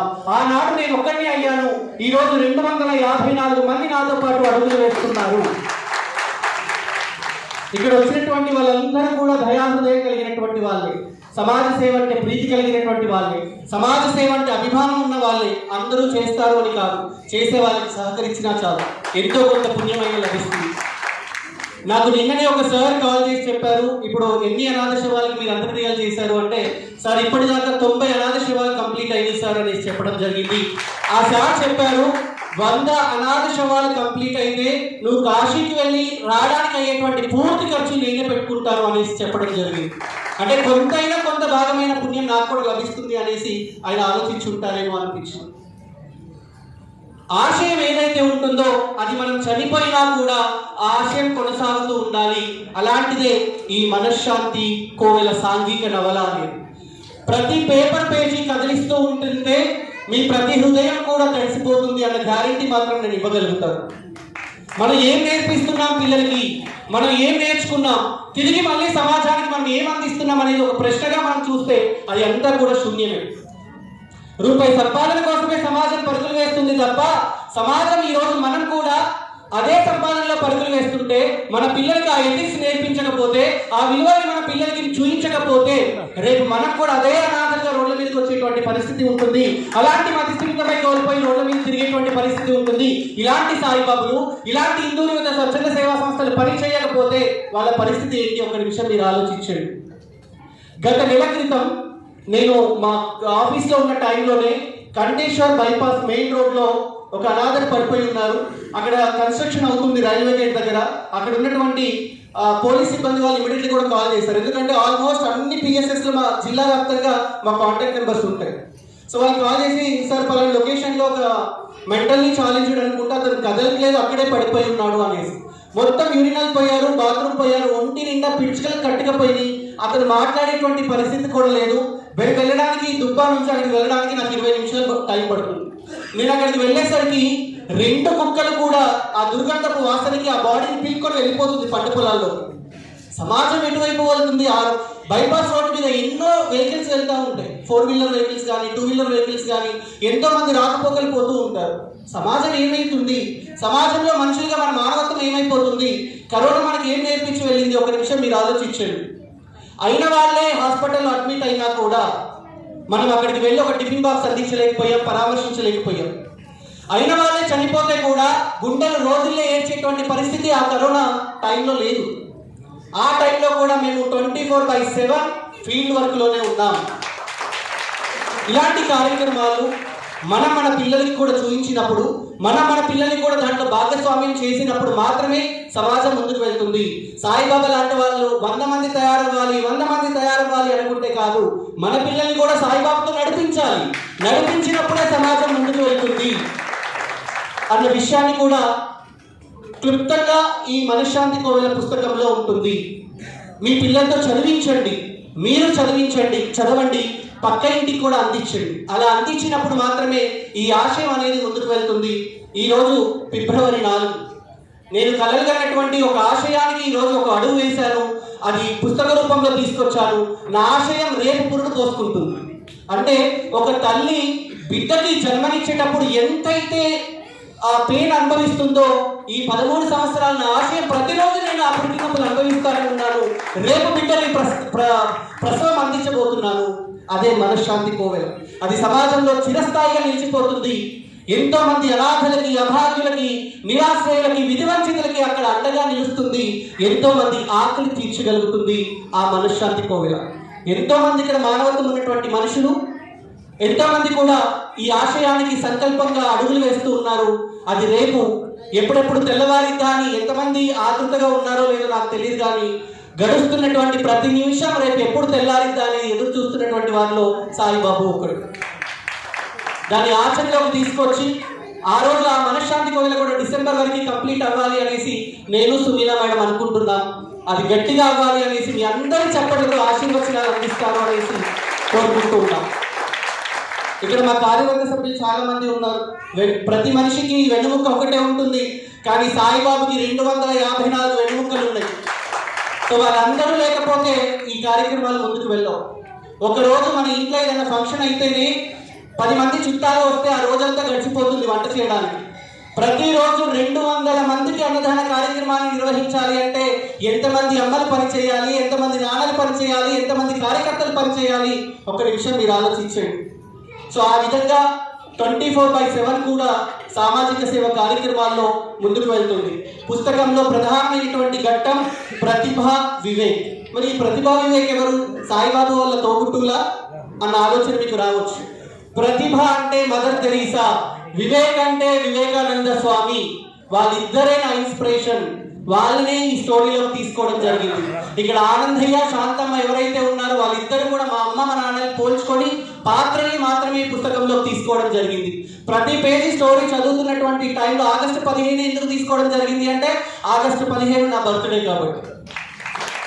సో మొదటిగా ఏ కలెక్టర్ అయితే ఆ కార్యక్రమానికి భాగస్వామి అవుతారో, కార్యక్రమానికి విజిట్ చేస్తారో, ఒకప్పుడు ఆ కలెక్టర్ కూడా అనాథనే ఆ ప్రతిభా వివేక్ చేరదీసినటువంటి వ్యక్తి. తిరిగి మళ్ళీ ఆ అనాథ శరణాలయానికి ఆయన విజిట్కి వెళ్తాడు. అక్కడ వాళ్ళ తోబుట్టుల్ని కలుస్తాడు. ప్రతి నెల కూడా ఆయనకు వచ్చేటువంటి శాలరీలో 50% ఆశ్రమానికి కేటాయించి తను రిటైర్ అయిన తర్వాత పూర్తి సమయాన్ని ఆశ్రమానికి కేటాయిస్తా అని చెప్పడం జరుగుతుంది. ఒక ఆశయం నిలబడాలి అంటే ఈ కథలో ఇద్దరు అక్క తమ్ముళ్ళు, తల్లిదండ్రులు పేదవాళ్ళు అయినప్పటికీ కూడా తల్లిదండ్రుల కోసం మేము ఏం చేయాలి అని ఆరాటపడి వాళ్ళు IAS దాకా వెళ్ళిన తర్వాత గ్రూప్స్ లో సీట్లు వచ్చినా కూడా అన్నీ వదిలేసుకుంటారు. వాళ్ళ ఆశయం కోసం తమ్ముడు ఒకటి, అక్క ఒకటి, 2 కిడ్నీలు కూడా డొనేట్ చేస్తారు. 50 lakhs వస్తాయి. ఆ వచ్చినటువంటి డబ్బులతో ఆశయంతో మొదలు పెడతారు. మరి అనాథలు వాళ్ళ స్థితిగతులు ఏంటి, విధి వంచితులు వాళ్ళ పరిస్థితులు ఏంటి అని తెలుసుకోవడానికి ఈ అక్క ఒక రాష్ట్రానికి వెళ్తే తమ్ముడు ఇంకొక రాష్ట్రానికి వెళ్ళి దాదాపు 1 రోజులు కూడా ప్రతి అనాథ ఎక్కడ కనపడితే అనాథ దగ్గరికి వెళ్తారు. వాళ్ళ స్థితిగతులు, వాళ్ళు ఎందుకు ఇలా తయారవడానికి గల కారణాలు ఏంటి, కుటుంబ నేపథ్యమా, సమాజమా అనేది ప్రతిదీ కూడా వడపోసుకొని తీసుకొని వచ్చి తెలుసుకొని ఆశ్రమాన్ని స్టార్ట్ చేస్తారు. సో ప్రతిదీ కూడా చెప్పడం కాదు, మీరు పుస్తకం చదివిన తర్వాత పొగడ్తలు కాకుండా మీ అభిప్రాయాలు, పుస్తకం ఇంకా ఇలా ఉంటే బాగుంటుంది, లేదు పుస్తకం చాలా బాగుంది అని మీరు తెలియచేయండి తప్ప పొగడ్తలు మాత్రం దయచేసి నా వాట్సాప్ నెంబర్కి పంపించొద్దు అనేసి కూడా సభాపూర్వకంగా మీకు తెలియచేస్తూ, పిలవగానే వచ్చినటువంటి మీ అందరికీ మా ఇన్నూరు యువత కార్యవర్గం ప్రతి ఒక్కరికి కూడా వచ్చినటువంటి ప్రతి ఒక్కరికి కుటుంబ సమేతంగా రావాలి అని చెప్పాము. సో దాన్ని శిరసా వహించి మీ కుటుంబ సభ్యులందరితో కలిసి వచ్చారు. Thank you. సో అలాగే ఎస్పెషల్లీ నేను ఈ వేదిక పక్షాన థ్యాంక్ తెలియచేయాలి రాజేష్ శర్మ అన్న, అలాగే మృణాలి అక్క, నవనీత అక్క, అలాగే గోపి, తర్వాత నివాస్, అలాగే మా కెమెరా. వాస్తవంగా చెప్పాలి అంటే శ్మశాన వాటికల్లోకి వెళ్ళేటప్పుడు కుళ్ళిపోయిన శవాలు వస్తాయండి మా దగ్గరికి. 8 days 9 days 10 days అవుతాయి. ఈ చర్మం కూడా ఊడిపోతూ ఉంటుంది, స్మెల్ వస్తుంది, టచ్ చేయగానే బాడీ లిక్విడ్ అయిపోతూ ఉంటుంది. సో ఎలా చేస్తాం, ఒక హిందూ చనిపోతే హిందూ సంప్రదాయ పరంగా, ఒక ముస్లిం చనిపోతే ముస్లిం సంప్రదాయ పరంగా, ఒక క్రిస్టియన్ చనిపోతే క్రిస్టియన్ సంప్రదాయ పరంగా ఆ పద్ధతిలోనే చేయడం జరుగుతుంది. ఫర్ ఎగ్జాంపుల్ ఒక హిందూ సంప్రదాయంలో ఏంటి, తల్లి చనిపోతే చిన్న కొడుకు తలకొరు పెట్టాలి, తండ్రి చనిపోతే పెద్ద కొడుకు తలకొరు అనేది పెట్టాలి. మరి ఇక్కడ అనాథలకు ఎవరు ఉన్నారు, కొడుకులు ఎవరు లేకనే కదా రోడ్డును పడ్డారు. అలాంటి సందర్భంలో మేమే కొడుకులమయ్యాం, మేమే కూతులమయ్యాం, వారికి అంతిమ సంస్కారాన్ని చేయడం జరుగుతుంది. చనిపోయిన తర్వాత 5 days మళ్ళీ బాసర్ వెళ్ళి అక్కడ పిండ ప్రదానం కూడా చేయడం జరుగుతుంది. మీరు ఏవిస్లో చూసే ఉంటారు అనేసి నేను అనుకుంటూ ఉంటాను. అంటే ఒక బాధ్యత ఉన్నప్పుడు ఆ బాధ్యతని ఎలా చేయవచ్చు అనేది ఎగ్జాంపుల్ ఈ మనశ్శాంతి కోవెల సాంఘిక నవల అనేది మీ అందరి చేతుల్లో కూడా వస్తుంది. ముందే పుస్తకాలు ఇస్తే పేజీలు అన్ని తిరిగేస్తారు అన్న ఉద్దేశంతో మీకు ఇప్పుడు దాకా కూడా దాన్ని ఆపడం జరిగింది అనే విషయాన్ని కూడా తెలియజేస్తూ, మరొకసారి ఎంత బిజీ షెడ్యూల్ ఉన్నా కూడా పిలవగానే కార్యక్రమానికి వచ్చినటువంటి అతిథులకి, అలాగే నా పుస్తకానికి అడగంగానే ముందు మాటలు అందించినటువంటి ప్రతి ఒక్కరికి, అలాగే సార్ మన సంస్థ నుంచే ఈ పుస్తకాన్ని తీయాలి అన్నప్పుడు గణపురం దేవేందర్ సార్ దాదాపు 5-6 రోజుల నుంచి ప్రతిరోజు రాత్రి 7 గంటల నుంచి 10:30-11 గంటల దాకా కూర్చొని డిస్కస్ చేసి ఇలా షెడ్యూల్గా చేసుకొని వెళ్దాము అనేసి నేను, తిరుమల శ్రీనివాస్ సార్, తర్వాత కంకణాల రాజేశ్వర్ సార్, దేవేందర్ సార్ కలిసి ప్రోగ్రామ్ అనేది డిజైన్ చేయడం జరిగింది. అలాగే నా మీద అభిమానంతో కావచ్చు, నా మీద ప్రేమతో కావచ్చు, నేను మెసేజ్ పెట్టినప్పుడు మీ ఇంట్లో ఒక కొడుకుగా నన్ను ఆదరించండి, మీ ఆశీస్సులు అందించండి అని చెప్పడానికి నాకు మా అమ్మ లేకపోయినా ఇంతమంది అమ్మతో ప్రేమ నాకు దొరుకుతుంది. సో ఇంతమంది సోదరమణులు ఇక్కడికి వచ్చి ఉన్నారు, వారందరికీ కూడా పేరు పేరున ధన్యవాదాలు తెలియజేస్తున్నారు. అలాగే మా నిజామాబాద్ డిస్ట్రిక్ట్ డాన్స్ అసోసియేషన్ సభ్యులందరూ కూడా వచ్చి ఉన్నారు, వారికి అందరికీ కూడా ఎస్పెషల్లీ ధన్యవాదాలని తెలియజేస్తూ థ్యాంక్ యూ. మొదట సాయిబాబాను ఒక చిరు సత్కారాన్ని అందుకోవాల్సిందిగా ఆహ్వానిస్తున్నాము. కాసలు సరే మేడం, ఏదైనా మ్యూజిక్ పెట్టామా?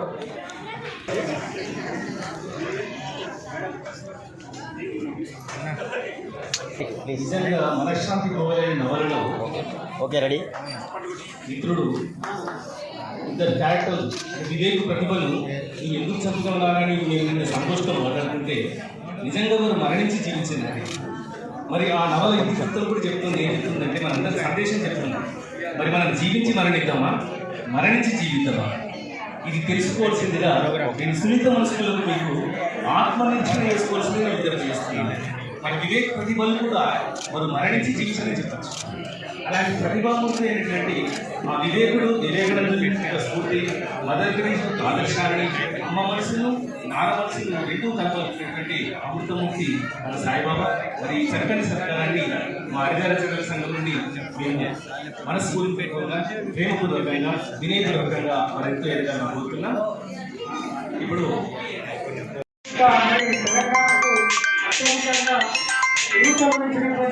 ఆ గ్రామంలో జన్మించడం కూడా అదృష్టవంతులే.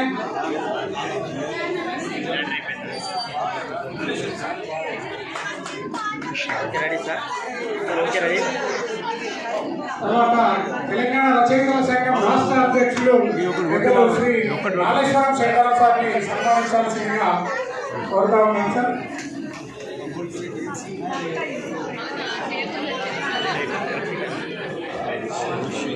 మరి మారుమూల గ్రామం కాళేశ్వరం శేఖర సారు ఆ గ్రామంలో జన్మించిన వారు కూడా పూర్తి పంపించిన మానవతా విలువల్ని కలిగినటువంటి వారు.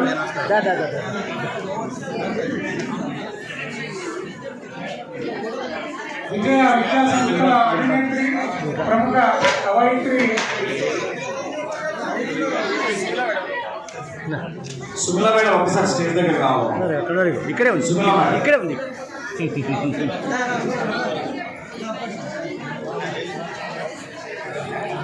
అనేక రకాలైనటువంటి బహుముఖీనమైనటువంటి సేవలను అందిస్తున్నటువంటి మాతృమూర్తి డాక్టర్ అమృతలత మేడం గారు.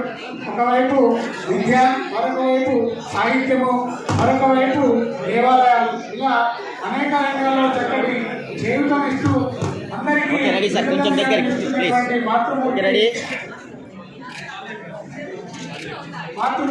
డాక్టర్ అమృతలత మేడం గారు. మేము సాహిత్యం, అంతరంగికమైనటువంటి సాహిత్యాన్ని అధ్యయనం చేస్తూ పరిపూర్ణం చేసేటువంటి వారు. కేసుల్ని చాలా చదువుతూ ఉంటారు, దాని మీద ఒక చక్కటి పట్టు లభించే వరకు ఆ యొక్క కేసుకు సంబంధించినటువంటి పూర్వపరాలు అన్ని సంపాదించారు. అట్లాగే గోపాల్ శర్మ వాటి సహధర్మచారికి సంబంధించినటువంటి తీరు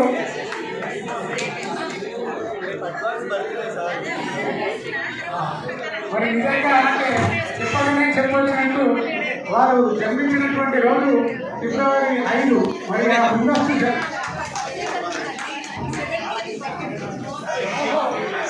ఏడు పదులు అంటే ఇవాళ 20-30 అంటేనే ఎంతో ఎంతో కష్టమైంది. అట్లా చెస్ట్ పూర్తి చేసుకుంటున్నారు 60 సంవత్సరాలు. మరి ఆ 60 కూడా దాటి 10 సంవత్సరాలు అయింది.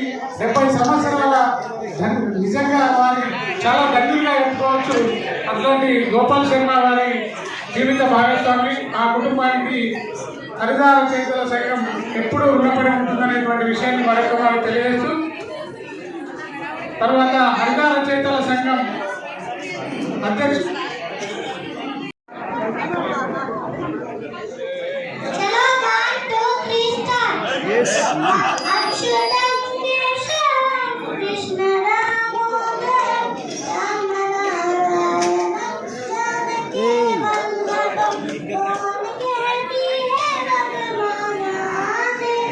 వెనక కొద్దిగా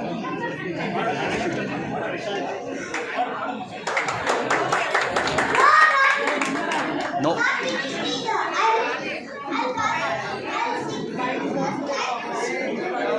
సరిపోతుంది.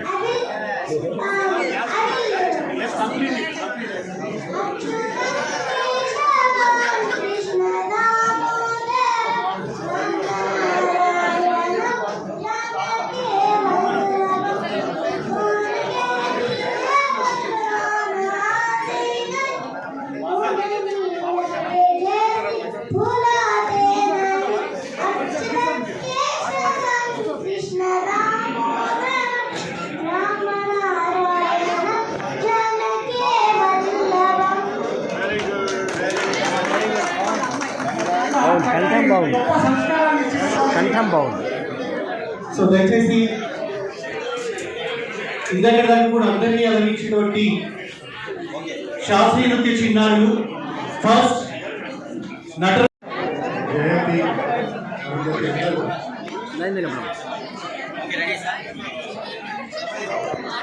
కిరణ్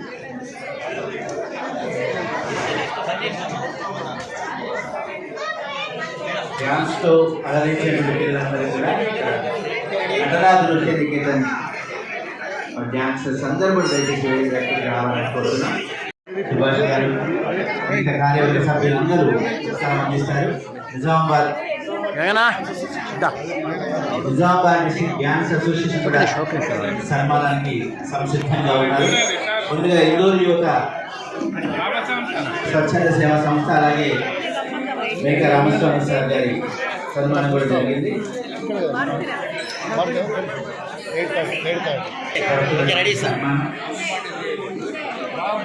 అనేక కార్యక్రమాలకి ఈ ఫొటోస్ కాదు కదా, మాకు వీడియో కదా. ఓకే ఓకే చాలు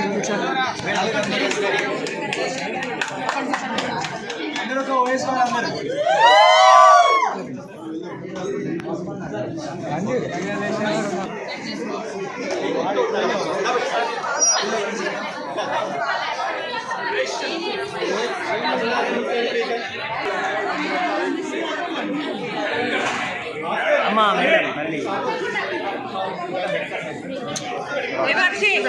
రారు.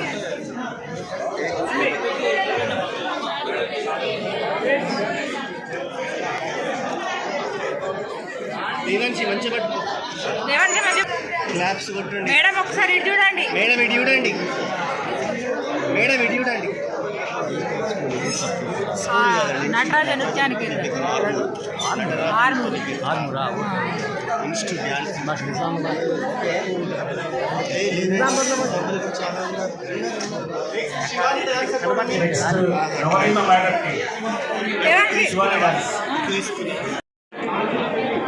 భాస్కర్ అండ్ సంజీవ్ ఎక్కడ bro 1 minute.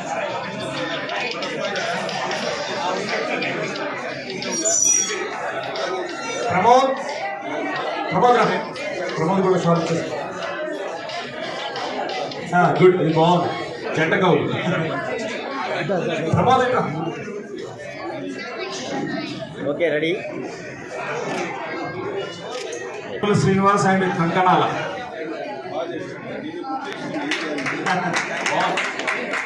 Okay ready sir. Okay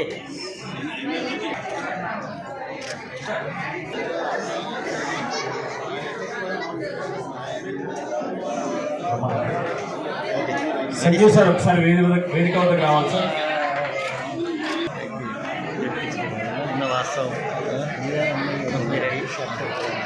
అలాగే ముందు మాటలు రాసినటువంటి మిత్రులు కాసర్ల డాక్టర్ చిన్నయ్య గారు.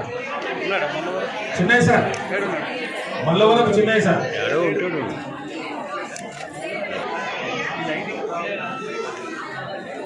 Mallavarapu Chinnayya sir. Chinnayya sir.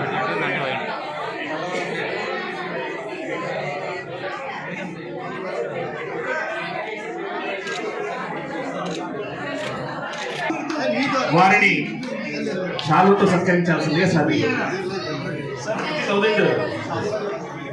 So Induru యువత కార్యవర్గం అంతా కూడా ఇక్కడ రావాలి. మహిళా విభాగము ప్లస్ మొత్తం కార్యవర్గం అంతా.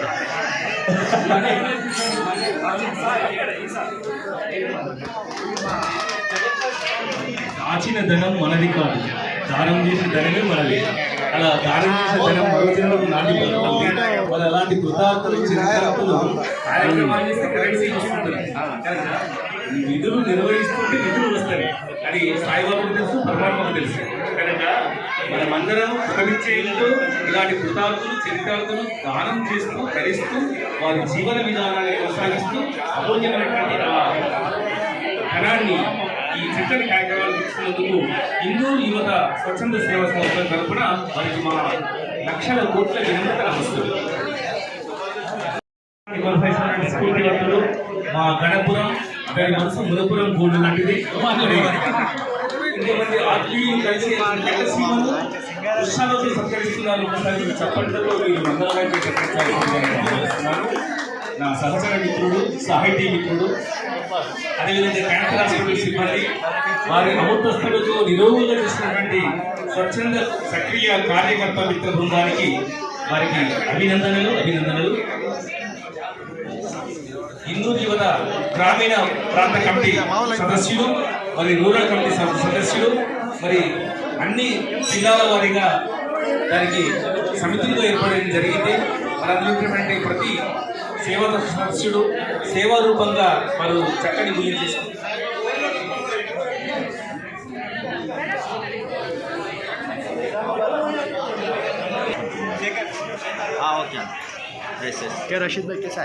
సార్ మహిళా రచయితల సంఘం వారు కూడా రావాలి. మాతృమూర్తులు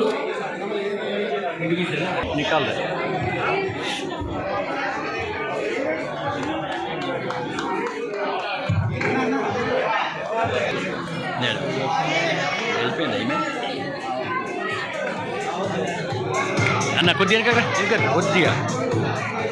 ఓకే రైట్. మద్దుకూరి సాయిబాబు ఈ పేరు గత పుష్కలంగా మన నిజామాబాద్ జిల్లా సేవా రంగంలో వినబడుతున్నటువంటి ఒక అద్భుతమైనటువంటి సేవా మూర్తిభవించిన సేవా స్వరూపం డాక్టర్ మద్దుకూరి సాయిబాబు.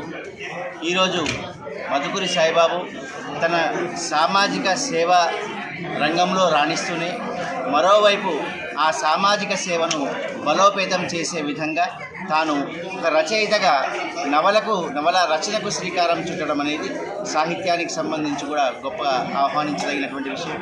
వారు ఈరోజు మనశ్శాంతి కోవెల అనే ఒక నవల రచించినారు. నవల ఆశాంతం కూడా నవలలో ఉన్నటువంటి కథాకథనం కానీ కథా వస్తువు కానీ అది కూడా ఆయన మనసులో అనుకున్నటువంటి కోరికని తానొక ఆదర్శ స్వప్నంగా మనశ్శాంతి కోవెలను సిద్ధం చేయాలని అనుకునే తన స్వప్నం ఏదైతే ఉందో దానిని సాహిత్య రూపకంగా సాక్షాత్కారం చేసుకున్నటువంటి సందర్భంగా మనకు అనిపించింది. సాయిలో మంచి వక్తతో పాటుగా మంచి సామాజిక సేవావేత్తతో పాటుగా మంచి రచయిత కూడా ఉన్నాడని చెప్పడానికి ఈ పుస్తకం నిదర్శనంగా నిలబడుతుంది. అందరికీ అర్థమయ్యేటటువంటి భాషలో అందంగా ఈ పుస్తకాన్ని తీసుకొచ్చినారు. నిజామాబాద్ జిల్లా సాహిత్యం తరఫున సాయిబాబుకి ఒక రచయితగా తాను రచించినటువంటి మనశ్శాంతి కోవెల అందరికీ చేరాలని, అందరిలో ఆలోచన రగిలించాలని, అందరినీ సేవా మార్గం వైపు మళ్లించాలని మనపూర్వకంగా మేము ఆశిస్తున్నాం. సాయిబాబుకి హృదయపూర్వక శుభాకాంక్షలు తెలియజేస్తున్నాం. అలాగే ఈరోజు హరిజా రచయితల సంఘం ఆధ్వర్యంలో ఈ మనశ్శాంతి కోవెల పుస్తకాన్ని ఆవిష్కరణ చేసుకోవడం జరిగింది. అంగరంగ వైభవంగా అందరి సమక్షంలో ఈ పుస్తకం మహా అద్భుతంగా ఆవిష్కరణ జరిగింది. ఈ కార్యక్రమానికి విచ్చేసినటువంటి పూర్వ ఐఏఎస్ అధికారి, ప్రిన్సిపల్ సెక్రటరీ, అట్లాగే నిజామాబాద్ జిల్లా వాస్తవ్యులు శ్రీ చిరంజీవులు సార్ గారికి, ఐఏఎస్ ఆఫీసర్ గారు వారికి, అట్లాగే గోపాల్ శర్మ సార్ గారికి, గేని గంగారాం గారికి, డాక్టర్ అమృతలత మేడం గారికి, అట్లాగే కార్యక్రమాన్ని సుసంపన్నం చేసినటువంటి నిజామాబాద్ జిల్లా రచయితలు, కవులు, రచయిత్రులు, వివిధ సేవా సంస్థలకు సంబంధించిన ప్రతినిధులు, అనేక కళారంగానికి సంబంధించిన ప్రతినిధులు ఎందరెందరో వచ్చేసినటువంటి సభ వారందరి ఆధ్వర్యంలో సుసంపన్నమైందని తెలియజేసుకుంటూ ప్రతి ఒక్కరికి హరిత రచయితల సంఘం తరఫున హృదయపూర్వకమైనటువంటి ధన్యవాదాలను తెలియజేసుకుంటున్నాను.